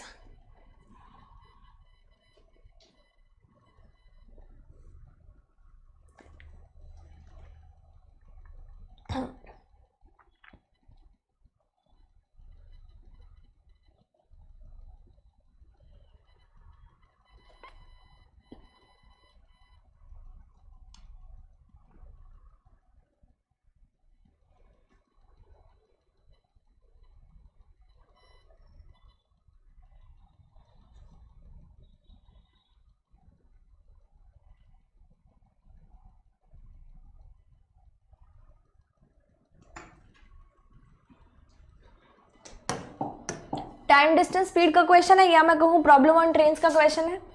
क्या बोलता है क्वेश्चन में, एक ट्रेन ए है, वो एक वर्टिकल पोल को क्रॉस करती है with the speed of 15 metre per second and 20 seconds. अगर एक ट्रेन एक वर्टिकल पोल को क्रॉस करती है तो डेफिनेटली इसकी तो कोई लेंथ नहीं है ना, इसकी कोई लेंथ नहीं है, मतलब ट्रेन क्या कर रही है, खुद का डिस्टेंस ही कवर कर रही है। ये चीज आपको पता होगी। ठीक है, यूनिट चेक कर लो, यहाँ पे भी मीटर पर सेकंड है, यहाँ पे भी सेकंड है। या तो स्पीड हो सकती है मीटर पर सेकंड में या हो सकती है किलोमीटर पर आवर में। और अगर किलोमीटर है तो आर होना चाहिए, मीटर है तो सेकंड होना चाहिए, नहीं है तो कन्वर्जन करना पड़ता है ना। ट्रेन ए की स्पीड कितनी है, 15 मीटर पर सेकंड, और उसको टाइम कितना लग रहा है, 20 सेकेंड्स। यहां पे अगर मैं बोलूं उसने डिस्टेंस कितना कवर किया, मुझे नहीं पता, लेकिन मुझे ये पता है कि डिस्टेंस वही होगा जो ट्रेन की खुद की लेंथ होगी। क्यों? क्योंकि एक पोल है, पोल की कोई लेंथ नहीं होती। अगर एक ट्रेन उसको क्रॉस कर रही है तो डेफिनेट सी बात है ना कि वो खुद की लेंथ को क्रॉस कर रही है, खुद की लंबाई को क्रॉस कर रही है, राइट। तो यहां पे डिस्टेंस किसके बराबर होता है? स्पीड इनटू टाइम के। क्लियर? स्पीड हमें पता है 15 मीटर पर सेकेंड है, टाइम हमें पता है 20 सेकेंड है, तो डिस्टेंस हमारे पास कितना आ जाएगा? 300 मीटर। मतलब ये जो डिस्टेंस हमारे पास आया है ये क्या आया? Length of train A, length of train A. समझ में आया क्यों? क्योंकि वो जिस ऑब्जेक्ट को कवर कर रही है उसकी हाइट है, उसकी लेंथ नहीं है। Speed of train A is 3 metre per second less than the speed of train B. Train B की स्पीड से ट्रेन ए की स्पीड 3 मीटर पर सेकेंड कम है और ट्रेन बी की लेंथ जो है वो 30 मीटर कम है ट्रेन ए की लेंथ से। ठीक है, हमें क्या बताना? Time taken by train B to cross 270 metre long platform. मतलब हमें ट्रेन बी के बारे में यहां पे जानकारी होनी चाहिए। अगर हमें टाइम निकालना है तो हमें डिस्टेंस पता होना चाहिए, हमें स्पीड पता होनी चाहिए। स्पीड के लिए उसने बोल दिया कि ट्रेन ए की जो स्पीड है वो ट्रेन बी की स्पीड से 3 मीटर पर सेकेंड कम है। अगर ट्रेन बी ए की स्पीड 15 है और ये 3 मीटर पर सेकेंड कम है तो ट्रेन बी की स्पीड कितनी हो जाएगी? 18 हो जाएगी। उसने क्या बोला था? ट्रेन ए की जो स्पीड है वो बी से 3 मीटर कम है। ए की अगर 15 है तो बी की कितनी हो जाएगी? 18 मीटर पर सेकेंड हो जाएगी। स्पीड तो हमारे पास आ गई। अब हमें क्या चाहिए? डिस्टेंस चाहिए। अगर ट्रेन किसी भी प्लेटफॉर्म को कवर कर रही है, प्लेटफॉर्म की भी लंबाई है, ट्रेन की भी लंबाई है, तो डिस्टेंस क्या होगा? दोनों का एडिशन होगा, दोनों की लेंथ का एडिशन होगा। यहां पे हमारे पास प्लेटफॉर्म की लेंथ तो है लेकिन ट्रेन की लेंथ नहीं है। कोई बात नहीं, निकाल लेते हैं। उसने क्या बोला था? ट्रेन बी की लेंथ ए की लेंथ से 30 मीटर कम है। ए की अगर 300 है तो बी की कितनी हो जाएगी? 270 हो जाएगी। क्लियर? तो यहां पे हमें अब क्या निकालना है? टाइम। उससे पहले इसको थोड़ा सा हमें क्या निकालना है? टाइम निकालना है। टाइम हमेशा किसके बराबर होता है? Distance upon speed. डिस्टेंस का मतलब ट्रेन बी की लेंथ और प्लेटफॉर्म की लेंथ। स्पीड मतलब सिर्फ ट्रेन की स्पीड होगी, प्लेटफॉर्म की स्पीड नहीं होगी। कितनी? 18। तो 270 कितना हो गया? कितना आ गया आपके पास? 30 कितना आ गया आपके पास? 30 सेकेंड्स। ऑप्शन नंबर सी आपका आंसर बन गया। क्लियर? समझ में आ गई? डिस्टेंस वही होगा जो ट्रेन की लेंथ होगी और जो प्लेटफॉर्म की लेंथ होगी। क्यों? क्योंकि दोनों की लेंथ है। यहां पे हमने लेंथ क्यों नहीं ली थी? क्योंकि पोल की कभी भी लेंथ नहीं होती, हाइट होती है, और स्पीड हमेशा ट्रेन की होती है ना? क्लियर? चले नेक्स्ट पे।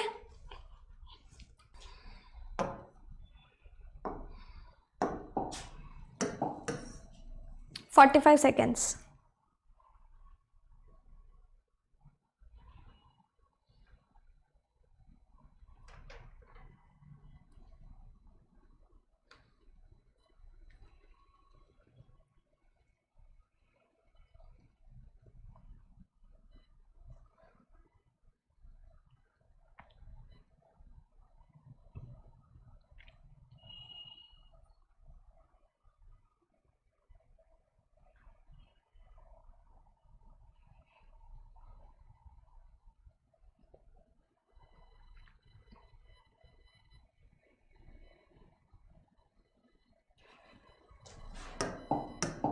बोट एंड स्ट्रीम का क्वेश्चन है, इसने क्या बोला? Ratio of the speed of boat in still water to speed of current is 10:1, है ना?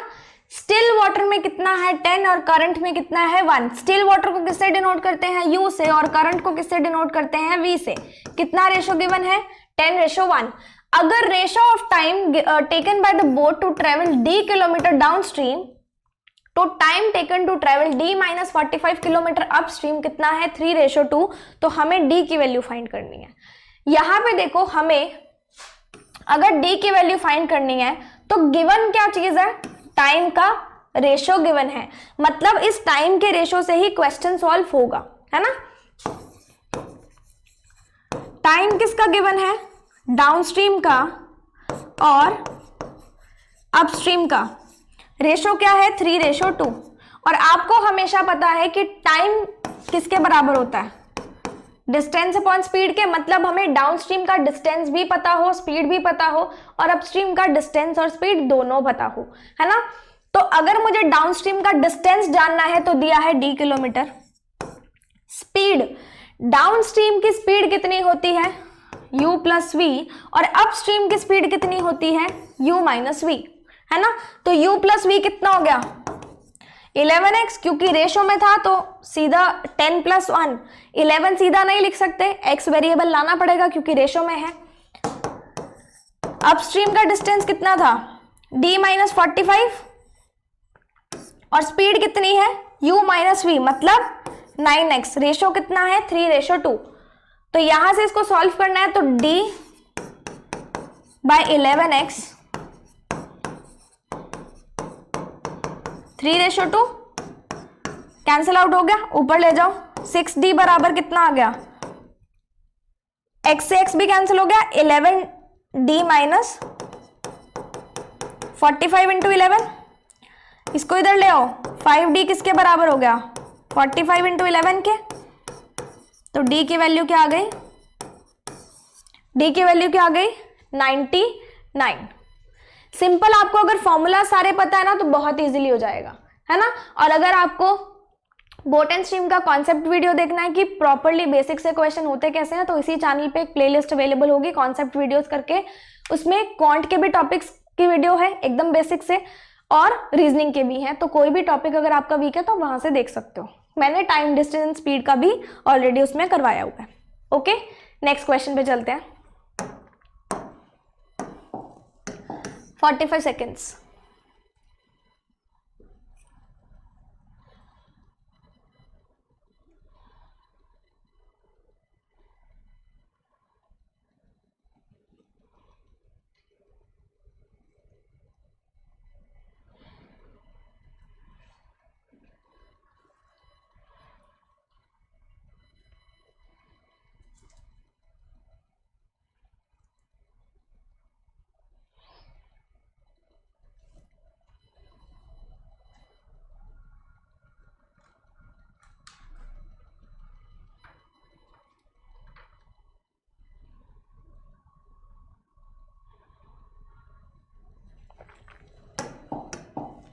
क्या बोला इसने, 4 ईयर हेंस, मतलब 4 साल आगे, sum of the ages of A and B will be 16 years more than the sum of present ages of B and C. मतलब जितनी अभी बी और सी की एज है उससे 16 साल ज्यादा होंगे क्या, जब ए और बी की एज हम 4-4 साल बढ़ा देंगे। समझ में आया, ए और बी की एज 4 साल बाद, मतलब ए की एज 4 साल बाद और बी की एज 4 साल बाद जब हम लोग देखेंगे तो वो 16 साल ज्यादा किससे होगी, बी और सी की प्रेजेंट एज से।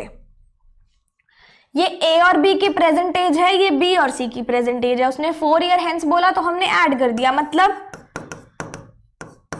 किसके बराबर आ गया, बी से बी कैंसिल आउट हो सकता है, तो a माइनस सी किसके बराबर आ गया, a माइनस सी यहां पे किसके बराबर आ गया 8 के। क्लियर, आगे देखो, 4 ईयर अगो, मतलब 4 साल पहले a और c की एज का सम कितना था 32 ईयर्स। 4 साल पहले, मतलब a 4 साल पहले और c 4 साल पहले, दोनों की एज का सम कितना था 32 था, है ना। तो इसको सॉल्व कर लो, a प्लस सी कितना आ गया 40 आ गया, ये -8 हुआ, कितना हो गया 32 + 8 40। दोनों इक्वेशन बन गई, सॉल्व कर लो। a प्लस सी 40 है, a माइनस सी कितना है 8, c से c कैंसिल, a की वैल्यू कितनी आ गई 24 आ गई। हमें किसकी वैल्यू चाहिए, प्रेजेंट एज ऑफ c। अगर a की 24 आ गई तो c की कितनी आएगी, दोनों में से किसी में भी डाल के देख लो। a की अगर 24 आ गई तो c की कितनी आ जाएगी, उसको उधर ले जाओ, इसको इधर ले आओ, c की कितनी आ जाएगी 16 years. Option number D is your answer. Clear, simple. Next question पे चले। 30 सेकेंड्स।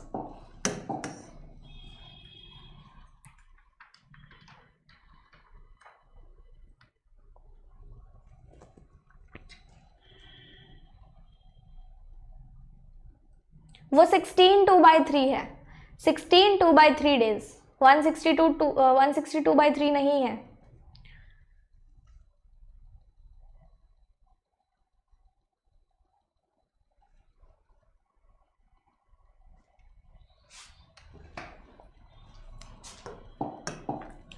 टाइम एंड वर्क का है। Time and work is one of the favourite topics of examiner, है ना। तो 40 men can complete a work in 48 days. 40 men जो है 48 days में काम को कंप्लीट कर लेते हैं। 64 men ने काम स्टार्ट किया और x दिनों के बाद 32 men और आ गए और then the work is completed in 16 2/3। ये चीज है, ओके, इसको करेक्ट कर लो। 16 2/3 days, then find the value of x। हमें ये बताना है इस वाले x की वैल्यू। Okay, clear. अब देखो कैसे करना है। उसने बोला 40 मैन ने काम कितने दिनों में पूरा किया, 48 डेज में। कभी भी हमें टोटल वर्क निकालना होता है इस क्वेश्चन में, तो हम क्या करते हैं, इन दोनों को मल्टीप्लाई करते हैं। क्यों करते हैं, क्योंकि हमें यह पता होता है कि जितने मैन हैं और जितने डेज हैं वो मिला के क्या बनते हैं, टोटल वर्क ही बनता है। मैन इंटू डेज क्या बनता है, टोटल वर्क। ये सबको पता है। जितने मैन ने काम किया, जितने दिनों के लिए काम किया, उसको अगर हम लोग मल्टीप्लाई करेंगे तो डेफिनेटली टोटल वर्क आता ही आता है। ये सबको पता है ना। तो यहां पे देखो हमारे पास 40 मैन थे, 48 डेज उन्होंने काम किया, मतलब हमारे पास टोटल वर्क कितना आ गया, कितना आ गया 1920 आ गया। 1920 चॉकलेट्स बनानी है। क्लियर, हमें यही चीज को ध्यान में रखना है। जितने मैन हैं, जितने डेज लगाए, टोटल वर्क आ जाएगा। क्लियर। यहां पे देखो पहले 64 मैन आए x डेज के लिए, ठीक है। फिर 32 ने और ज्वाइन किया, मतलब 64 तो थे ही, 32 ने और ज्वाइन किया, मतलब अब कितने मैन हो गए 96 मैन। और उन्होंने more man join the work and the work is completed in 16 2/3 days, मतलब 96 मैन ने और ज्वाइन कर लिया। ठीक है, तो हमें ये पता है कि वर्क कितने दिन में कंप्लीट हुआ, 16 2/3 डेज में। शेष काम मतलब रिमेनिंग वर्क है, इसको थोड़ा ठीक कर लेना, हिंदी में सही दिया हुआ है, ये वर्क नहीं है, ये रिमेनिंग वर्क है। मतलब जब 32 मैन और आ गए तो उनको कितने दिन लगे, 16 2/3 डेज। क्लियर। और टोटल हमारे पास वर्क कितना है 1920। सिंपली इसी क्वेश्चन को सॉल्व कर दो। 64x किसके बराबर आ गया, सॉरी ये प्लस आएगा ना, 16 3 = 48, 32, ये 1600 आ गया, ये 1600 इधर चला जाएगा, कितना बन जाएगा 320। x की वैल्यू कितनी आ गई 5, x की वैल्यू कितनी आ गई 5। Option number B is your answer. Simply आपको क्या ध्यान रखना है, जितने मेन हैं और जितने डेज हैं उन दोनों को मल्टीप्लाई करेंगे तो डेफिनेटली टोटल वर्क आएगा। अगर आपने टाइम एंड वर्क बहुत अच्छे से किया तो आपका ये वाला कॉन्सेप्ट भी मैं मान के चल रही हूँ कि अच्छे से क्लियर होगा, और अगर नहीं क्लियर तो आई होप आपने ये नया कॉन्सेप्ट आज सीख लिया होगा। चलते हैं नेक्स्ट क्वेश्चन पे। 30 सेकेंड्स। मेंस्ट्रुएशन का क्वेश्चन है लेकिन बहुत ईजी है, एकदम सिंपल।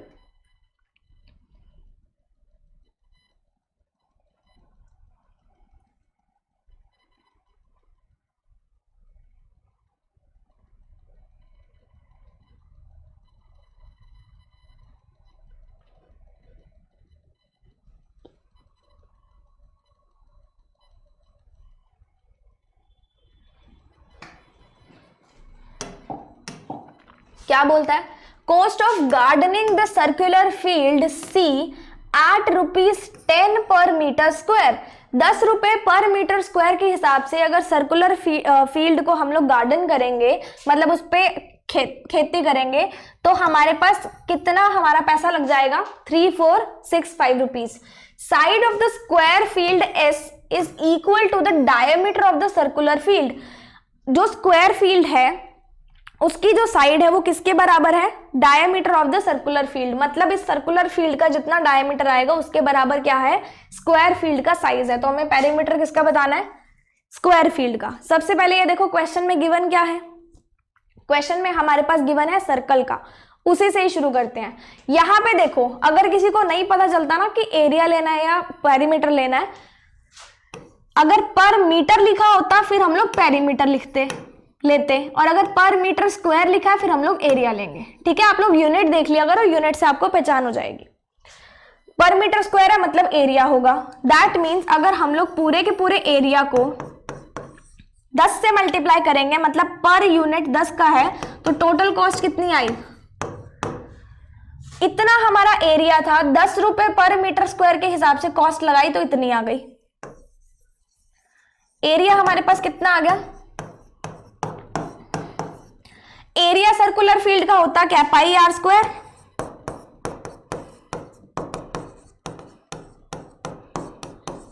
यही होता है। यहां से इसको कैंसिल करके देखते हैं, 11 से काटेंगे तो ये 315 और ये कितना आ जाएगा 2, और किससे कटेगा ये, R square equals to 315 into 7 divided by 2 into 10, यही आएगा। और किसी चीज से कट सकता है ये,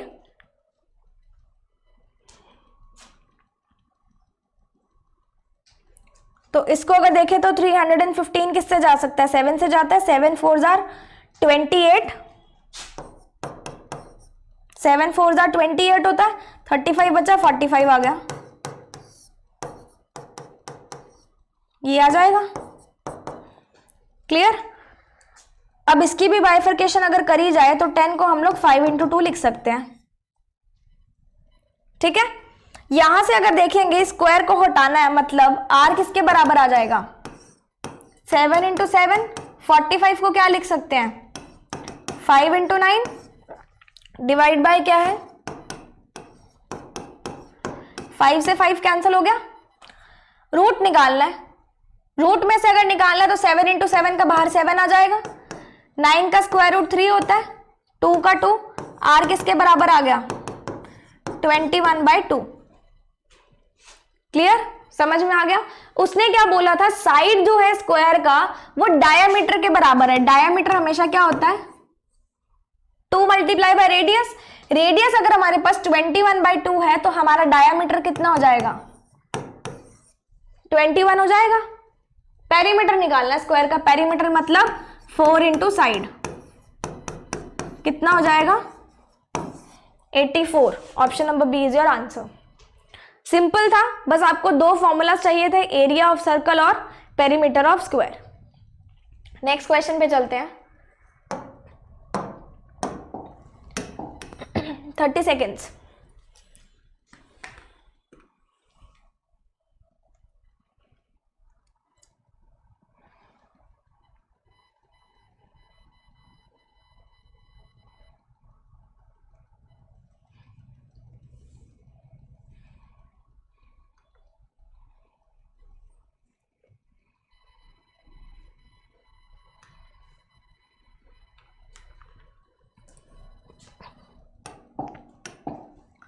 प्रॉब्लम ऑन एजेस का क्वेश्चन है। 4 साल पहले ratio of ages of A and B was 9:11। मतलब अगर मैं आज की एज ए की उसमें से 4 साल घटा दूं और बी की आज की एज में से 4 साल घटा दूं तो दोनों का रेशो कितना है, 9:11। 6 years हेंस, मतलब आज से 6 साल बाद रेशो ऑफ एजेस ऑफ ए और बी कितना हो जाएगा, 7:8। आज से 6 साल बाद का रेशो कितना है, 7:8। तो हमें क्या बताना है, प्रेजेंट एज ऑफ बी। इसको करने के 2 तरीके हैं, दोनों बताऊंगी। ठीक है, सबसे पहले देखो, उसने प्रेजेंट एज मानी है और यहाँ पे ए और बी का रेशियो है, ठीक है। आज से 4 साल पहले इनका रेशियो कितना था, 9:11, है ना। इनका रेशियो कितना था, 9:11। तो मैं इसको 9x और 11x बोल सकती हूँ, आज से 4 साल पहले। अगर हमें प्रेजेंट में आना है, अगर हमें ए की प्रेजेंट एज चाहिए, तो मैं इसमें 4 ऐड कर सकती हूँ। ये 4 साल पहले की है, अगर मुझे आज में आना है तो 4 साल इसमें ऐड करेंगे तो कोई दिक्कत नहीं होगी, है ना। आगे क्या बोले, 6 साल बाद, 6 साल बाद मतलब 6 और ऐड कर सकते हैं। पहले तो आज में आ गए, फिर 6 साल बाद चले गए, रेशो कितना बन गया, 7:8। इक्वेशन बन गई, क्या बन गई,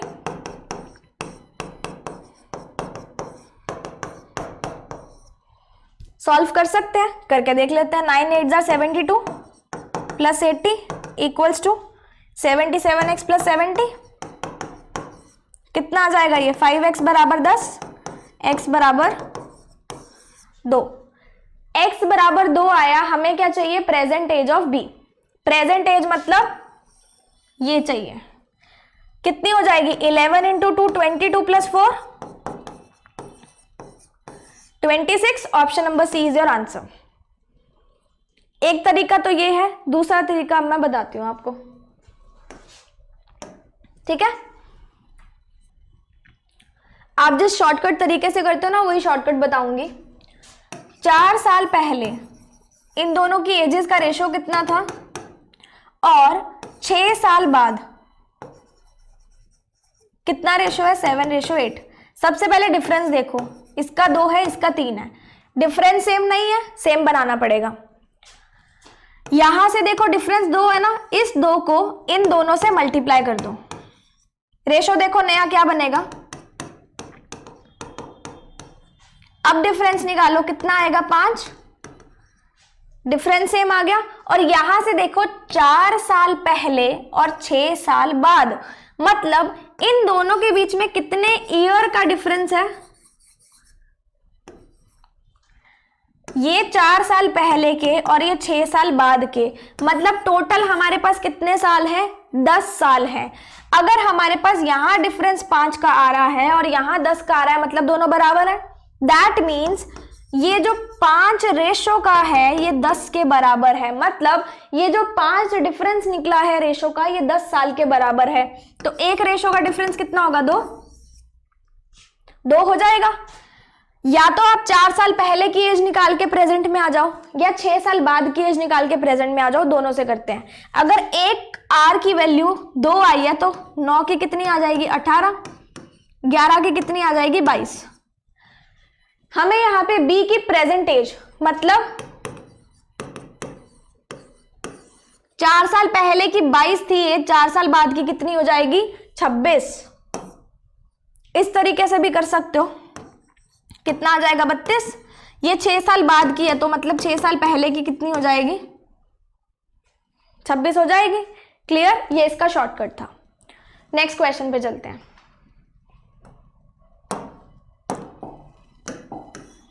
चलिए 45 seconds.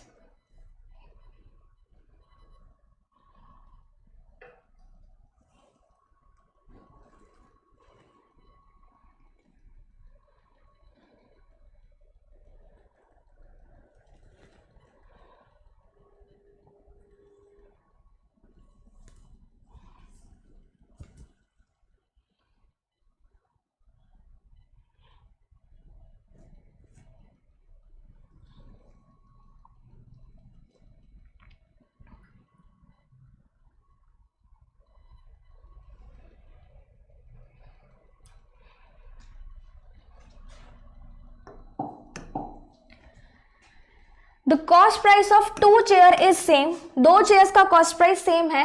Difference between their selling prices is ₹90। दोनों के सेलिंग प्राइसेस का डिफरेंस कितना है, 90 है। ऑन सेलिंग 1 चेयर, एक पर्सन को प्रॉफिट होता है 12% का, और दूसरी चेयर बेचते ही उसको 18% का प्रॉफिट हो जाता है। तो हमें दोनों का कॉस्ट प्राइस निकालना है। हमने पहले एक प्रॉफिट एंड लॉस का क्वेश्चन किया था जिसमें मैंने आपको क्या बताया था, कॉस्ट प्राइस प्लस प्रॉफिट किसके बराबर होता है, सेलिंग प्राइस के, राइट। कॉस्ट प्राइस हमें नहीं पता, मतलब निकालना है। हम लोग मान लेते हैं कि दोनों का कॉस्ट प्राइस सेम है, मान सकते हैं, x की जगह 100 मान लो, बात तो एक ही है ना। अब उसने डिफरेंस किसका दिया है, सेलिंग प्राइस का 90। अगर हमें कॉस्ट प्राइस से सेलिंग प्राइस पे पहुंचना है तो कैसे पहुंचते हैं, कॉस्ट प्राइस प्लस प्रॉफिट किसके बराबर होता है, सेलिंग प्राइस के। पहली चेयर पे उसको कितना प्रॉफिट हुआ, 12% का। दूसरी चेयर पे उसको कितना प्रॉफिट हुआ, 18% का। 100 का 12% 12, 18% 18, मतलब पहली चेयर उसने कितने की बेची, 112 की। दूसरी चेयर कितने की बेची, 118 की। वो बोलता है जब ये दोनों चेयर बेच लेता है उसको प्रॉफिट, उसके जो सेलिंग प्राइस में डिफरेंस आता है वो कितना है, 90। यहां से अगर मैं डिफरेंस देखूं तो कितना आ रहा है, 6, वहां से कितना आ रहा है, 90। मतलब अगर हमारे पास डिफरेंस आ रहा है 6 तो कॉस्ट प्राइस हमने माना 100। अगर हमारे पास डिफरेंस आ रहा है 90 तो हमारा कॉस्ट प्राइस कितना हो जाएगा,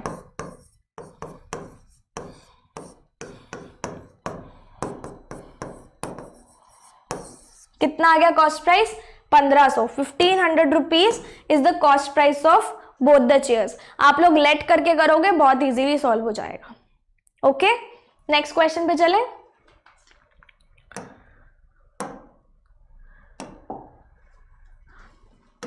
वन मिनट दूंगी इसके लिए मैं आपको, क्योंकि अभी this is starting question for you. 1 minute, इसको मैं पहले लिख देती हूं। ये 240 है, ये 280 है, अगर किसी को विजिबल नहीं हो रहा तो ओके। अब स्टार्ट करते हैं। 45 सेकेंड्स।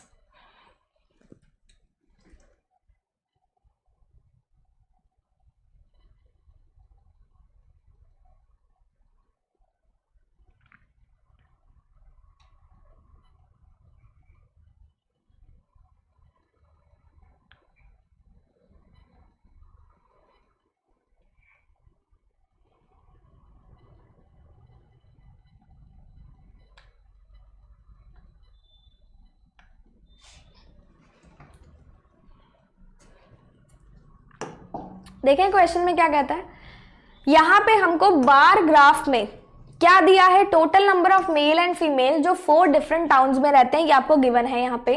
और टेबल क्या शो करता है, नंबर ऑफ मेल और फीमेल जिनकी एजेस 40 साल से ऊपर है इन टाउन्स में से। नंबर ऑफ मेल और फीमेल दोनों ही हैं। हमें क्या करना है, फर्स्ट क्वेश्चन में देखना है, find the average number of those mails and females जिनकी एज क्या है, 40 है या उससे कम है, टाउन ए, सी और डी में। ठीक है, टाउन ए, सी और डी में 40 है या 40 से कम है, उनकी एज वाले मेल और फीमेल हमें निकालने हैं। ओके, यहां से देखो total number of male female हमें गिवन है।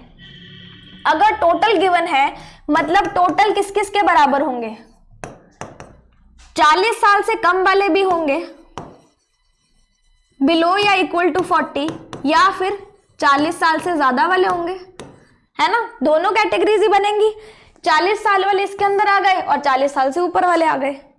क्लियर।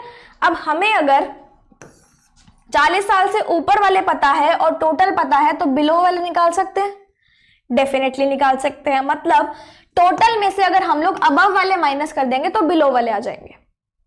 क्लियर। ए, सी और डी का निकालना है। ए के टोटल कितने हैं 240 और अबव वाले कितने हैं 50, मतलब बिलो वाले कितने आ गए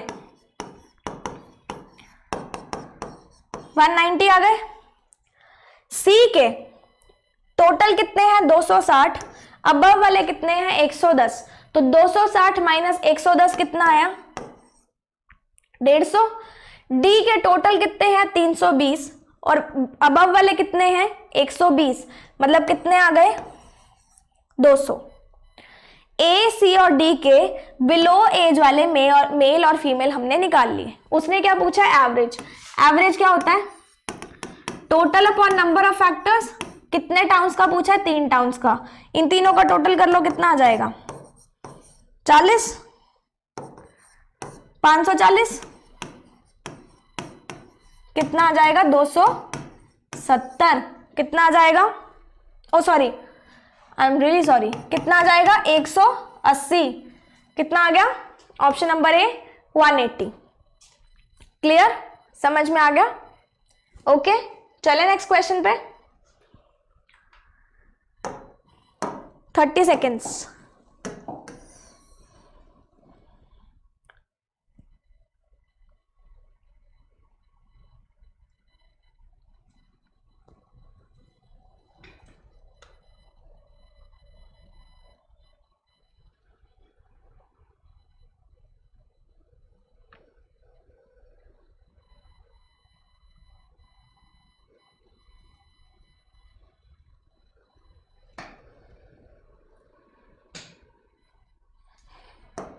क्या बोला उसने क्वेश्चन में? Find the ratio of those number of male and female जिनकी एज 40 साल से ऊपर है टाउन ए एंड बी। ए और बी में 40 साल से ऊपर वाले, मतलब 50 + 70। किसके साथ रेशो निकालना है? जो मेल और फीमेल जिनकी एज बिलो या इक्वल है 40 के टाउन डी में। टाउन डी में ऑलरेडी हम बिलो 40 वाले निकाल चुके हैं। कितने आए थे? 320 माइनस 120, 200 आ गए थे। दोनों का रेशो निकालना है, कुछ नहीं करना। कितना आ जाएगा? 120 रेशो 200, दैट मीन्स कितना आ जाएगा? Clear? Option number B is your answer. Simple था। चले नेक्स्ट पे। 30 सेकेंड्स।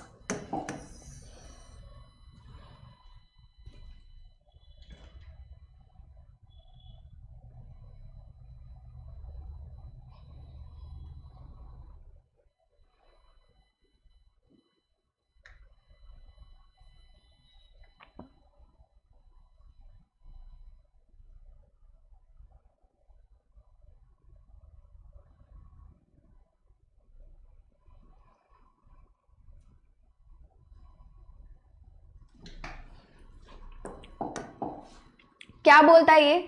अगर 40% पॉपुलेशन इन टाउन बी जिसकी एज बिलो या इक्वल है 40 के, उनमें से 40% कितने हैं? मेल हैं। सबसे पहले बिलो वाले हमें पता लगाने हैं। टोटल कितने हैं? 280। अबव वाले कितने हैं? 70। तो बिलो वाले कितने आ जाएंगे? 210। ठीक है। And 40% of the population in town D whose ages are below or equal to 40 are female। Below वाले ऑलरेडी हमने निकाले थे 200, इसमें से 40% फीमेल है, तो हमें डिफरेंस किसका निकालना है? Female in town B and D whose ages are below and equal to 40। मतलब फीमेल निकालनी है जिनकी एज बिलो 40 है। ठीक है। यहां पे देखो बी और डी की निकालनी है। टोटल में मेल और फीमेल है और हमें इसने बोला है कि इसमें 40% क्या है? मेल है। इसमें 40% मेल है, लेकिन हमें चाहिए क्या है? फीमेल। टोटल कितनी होती है? 100%। 100 में से 40% क्या है? मेल है। तो बची हुई क्या हुई? फीमेल हुई। मतलब फीमेल कितनी हो गई? 210 का 60% माइनस डी की फीमेल उसने कितनी बोली है? 40% of the population are female, मतलब 200 का 40% निकाल सकते हैं। 210 इंटू 6 कितना हो जाएगा? 126 माइनस कितना हो जाएगा? 80। क्या आ जाएगा आपके पास? 46। डिफरेंस कितना आया? Option number A 46। Clear? Simple. Next पे चले। 30 सेकेंड्स।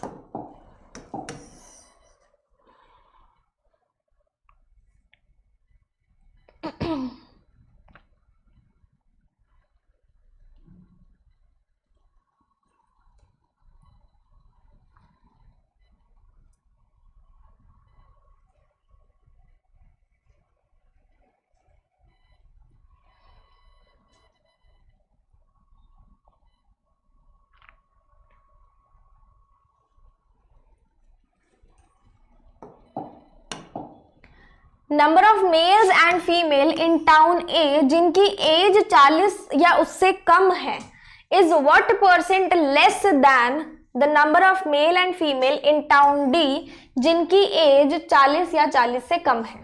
सबसे पहले हमें किसका निकालना है, ए का। ए के ऑलरेडी हमने निकाले थे 240 माइनस 50 190 निकाल लिए थे, और इसके भी हमने 200 ऑलरेडी निकाल लिए थे, है ना। उसने बोला है 190 200 से कितना परसेंट कम है। दो तरीके हैं। पहला तरीका तो उसने बोला था ए किस पे, डी पे, ठीक है, ये बोला था इसने। इसका अगर मैं परसेंटेज निकालने की भी कोशिश करूंगी, कितना आ जाएगा। अगर आप सीधा कर रहे हो तो इसको कंपेयर किससे करना है, 100% से। 100% से कितना कम या ज्यादा है, 5% है, तो 5% आपका आंसर बन जाएगा। दूसरा तरीका क्या है, आप इन दोनों का क्या लोगे, डिफरेंस लोगे, क्योंकि उसने पूछा है कितना कम है। कम किससे देखते हैं, डिफरेंस से। 10 कम है किससे, 200 से।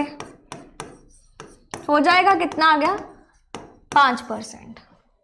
क्लियर, समझ में आ गई। Option number D is your answer. Next question पे मूव ऑन करते हैं।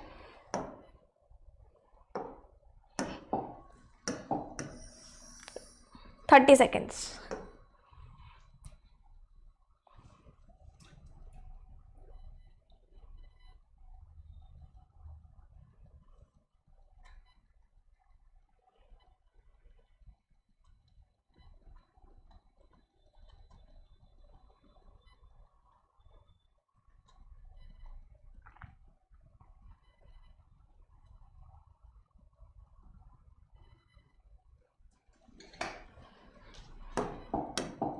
क्या बोला इसने, इफ इन अनदर टाउन ई, किसी टाउन ई के अंदर मेल और फीमेल आर 10% मोर, 10% ज्यादा है किससे, टोटल मेल और फीमेल टाउन ए के। ए के जितने टोटल मेल और फीमेल हैं 240 हैं, उससे 10% ज्यादा किसके हैं, टाउन ई के लोग हैं। मतलब 240 का 10% और जोड़ो, कितना हो जाएगा, 24। ई के कितने लोग आ गए, 264। 240 से 10% ज्यादा है, तो 240 का 10% 24, 240 प्लस 24 कितना हो गया, 264। And those mail and female जिनकी एज 40 साल से ऊपर है वो 20% ज्यादा है किन से, उन लोगों से जिनकी एज 40 साल से ज्यादा है टाउन सी में। इसकी दो बाइफर्केशन है, एक अबव वाले, एक बिलो वाले। उसने बोला है जो अबव वाले हैं ना, वो सी के अबव वाले से कितना परसेंट ज्यादा है, 20%। सी के अबव वाले से 20% ज्यादा है, मतलब 110 प्लस 110 का 20%, मतलब यहां पे अबव वाले कितने हो गए, 132। उसने पूछा क्या है, number of people in town E जिनकी एज बिलो है, तो 264 टोटल थे, 132 अबव के आगे, तो बिलो के कितने बचे, बिलो के कितने बचे, 132। Option number A is your answer. कितने बचे, 132। Option number A is your answer. I hope it is very clear to you. Okay, moving on to the last question now, 30 seconds for that also. चलिए,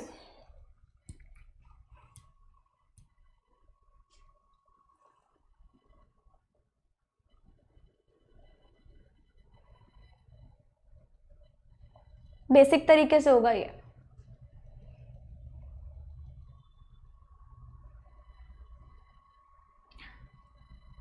chart गलती से आ गया, question simple है, 45 seconds दे रही हूं, ये चार्ट गलती से आ गया इस क्वेश्चन में, बार ग्राफ और टेबल।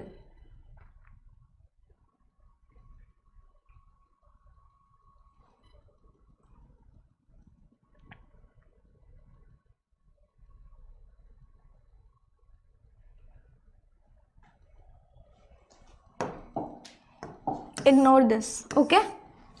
क्या बोला इसने, ratio of age of A after 2 years to the present age of B is 5:6। मतलब ए की एज 2 साल बाद और बी की प्रेजेंट एज का रेशियो कितना है, 5:6 and the ratio of A is 8 years hence is नहीं आएगा, 8 साल बाद A की जो एज होगी उसका रेशो किसके साथ, B की एज 6 ईयर हेंस मतलब 6 साल बाद। क्या बोला इसने, कितना रेशो है, 6:7। ये A और B मतलब आज की प्रेजेंट एज, प्रेजेंट एज किसकी निकालनी है, B की, मतलब आपको B चाहिए रहेगा। ठीक है, सबसे पहले इसको सॉल्व कर दो, दोनों इक्वेशन ही सॉल्व करनी पड़ेंगी। 6A + 12 कितना आ गया, 5B, क्लियर, और 6A - 5B कितना आ गया, -12। एक तो ये इक्वेशन बनी। दूसरी देखो, 7A + 56 = 6B + 36, तो 7A - 6B किसके बराबर हो गई, -20 के। ये इक्वेशन बन गई 2, बन गई दोनों इक्वेशंस। अब इनको सॉल्व करना है, क्लियर। सॉल्व कैसे करेंगे, या तो A को सिमिलर कर दो या B को कर दो। आपको B की एज निकालनी है ना, मतलब आपको A को कैंसिल आउट करना पड़ेगा। ऐसा नंबर ढूंढो जो 6 से भी चला जाए और 7 से भी चला जाए, मतलब 42। इसको 42 बनाने के लिए 7 से मल्टीप्लाई करोगे, कितना आ जाएगा,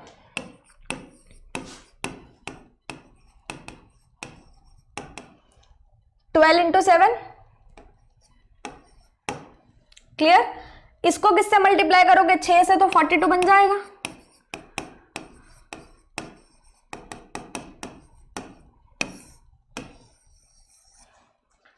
कैंसिल आउट करना पड़ेगा, साइन चेंज कर दो। B की वैल्यू कितनी आ गई, B की वैल्यू कितनी आ गई, 36, मतलब B की प्रेजेंट एज हमारे पास कितनी है, 36 ईयर्स। क्लियर, इसको करने का यही बेसिक तरीका था। जो मैंने आपको रेशियो वाला बताया था ना, वो तभी पॉसिबल होता अगर 4 ईयर हेंस दोनों का दिया होता और 6 ईयर हेंस दोनों का दिया होता। ठीक है, यहाँ पे तो इनके ईयर्स भी अलग अलग थे। तो यहाँ पे हमारे 35 क्वेश्चंस पूरे हो चुके हैं आज का मॉक टेस्ट। आई होप आपसे बहुत अच्छे से सॉल्व हुआ होगा। तो कमेंट मुझे बताओ कमेंट में कि आपके कितने मार्क्स आए हैं, कितना स्कोर आपका बना है या कितने गलत हुए हैं। एंड रीजनिंग का भी मैं डेफिनेटली बड़ी जल्दी लेके आऊँगी ये वाला सेशन, ताकि आपका रीजनिंग का भी मेमोरी बेस्ड पेपर एकदम पूरा हो जाए।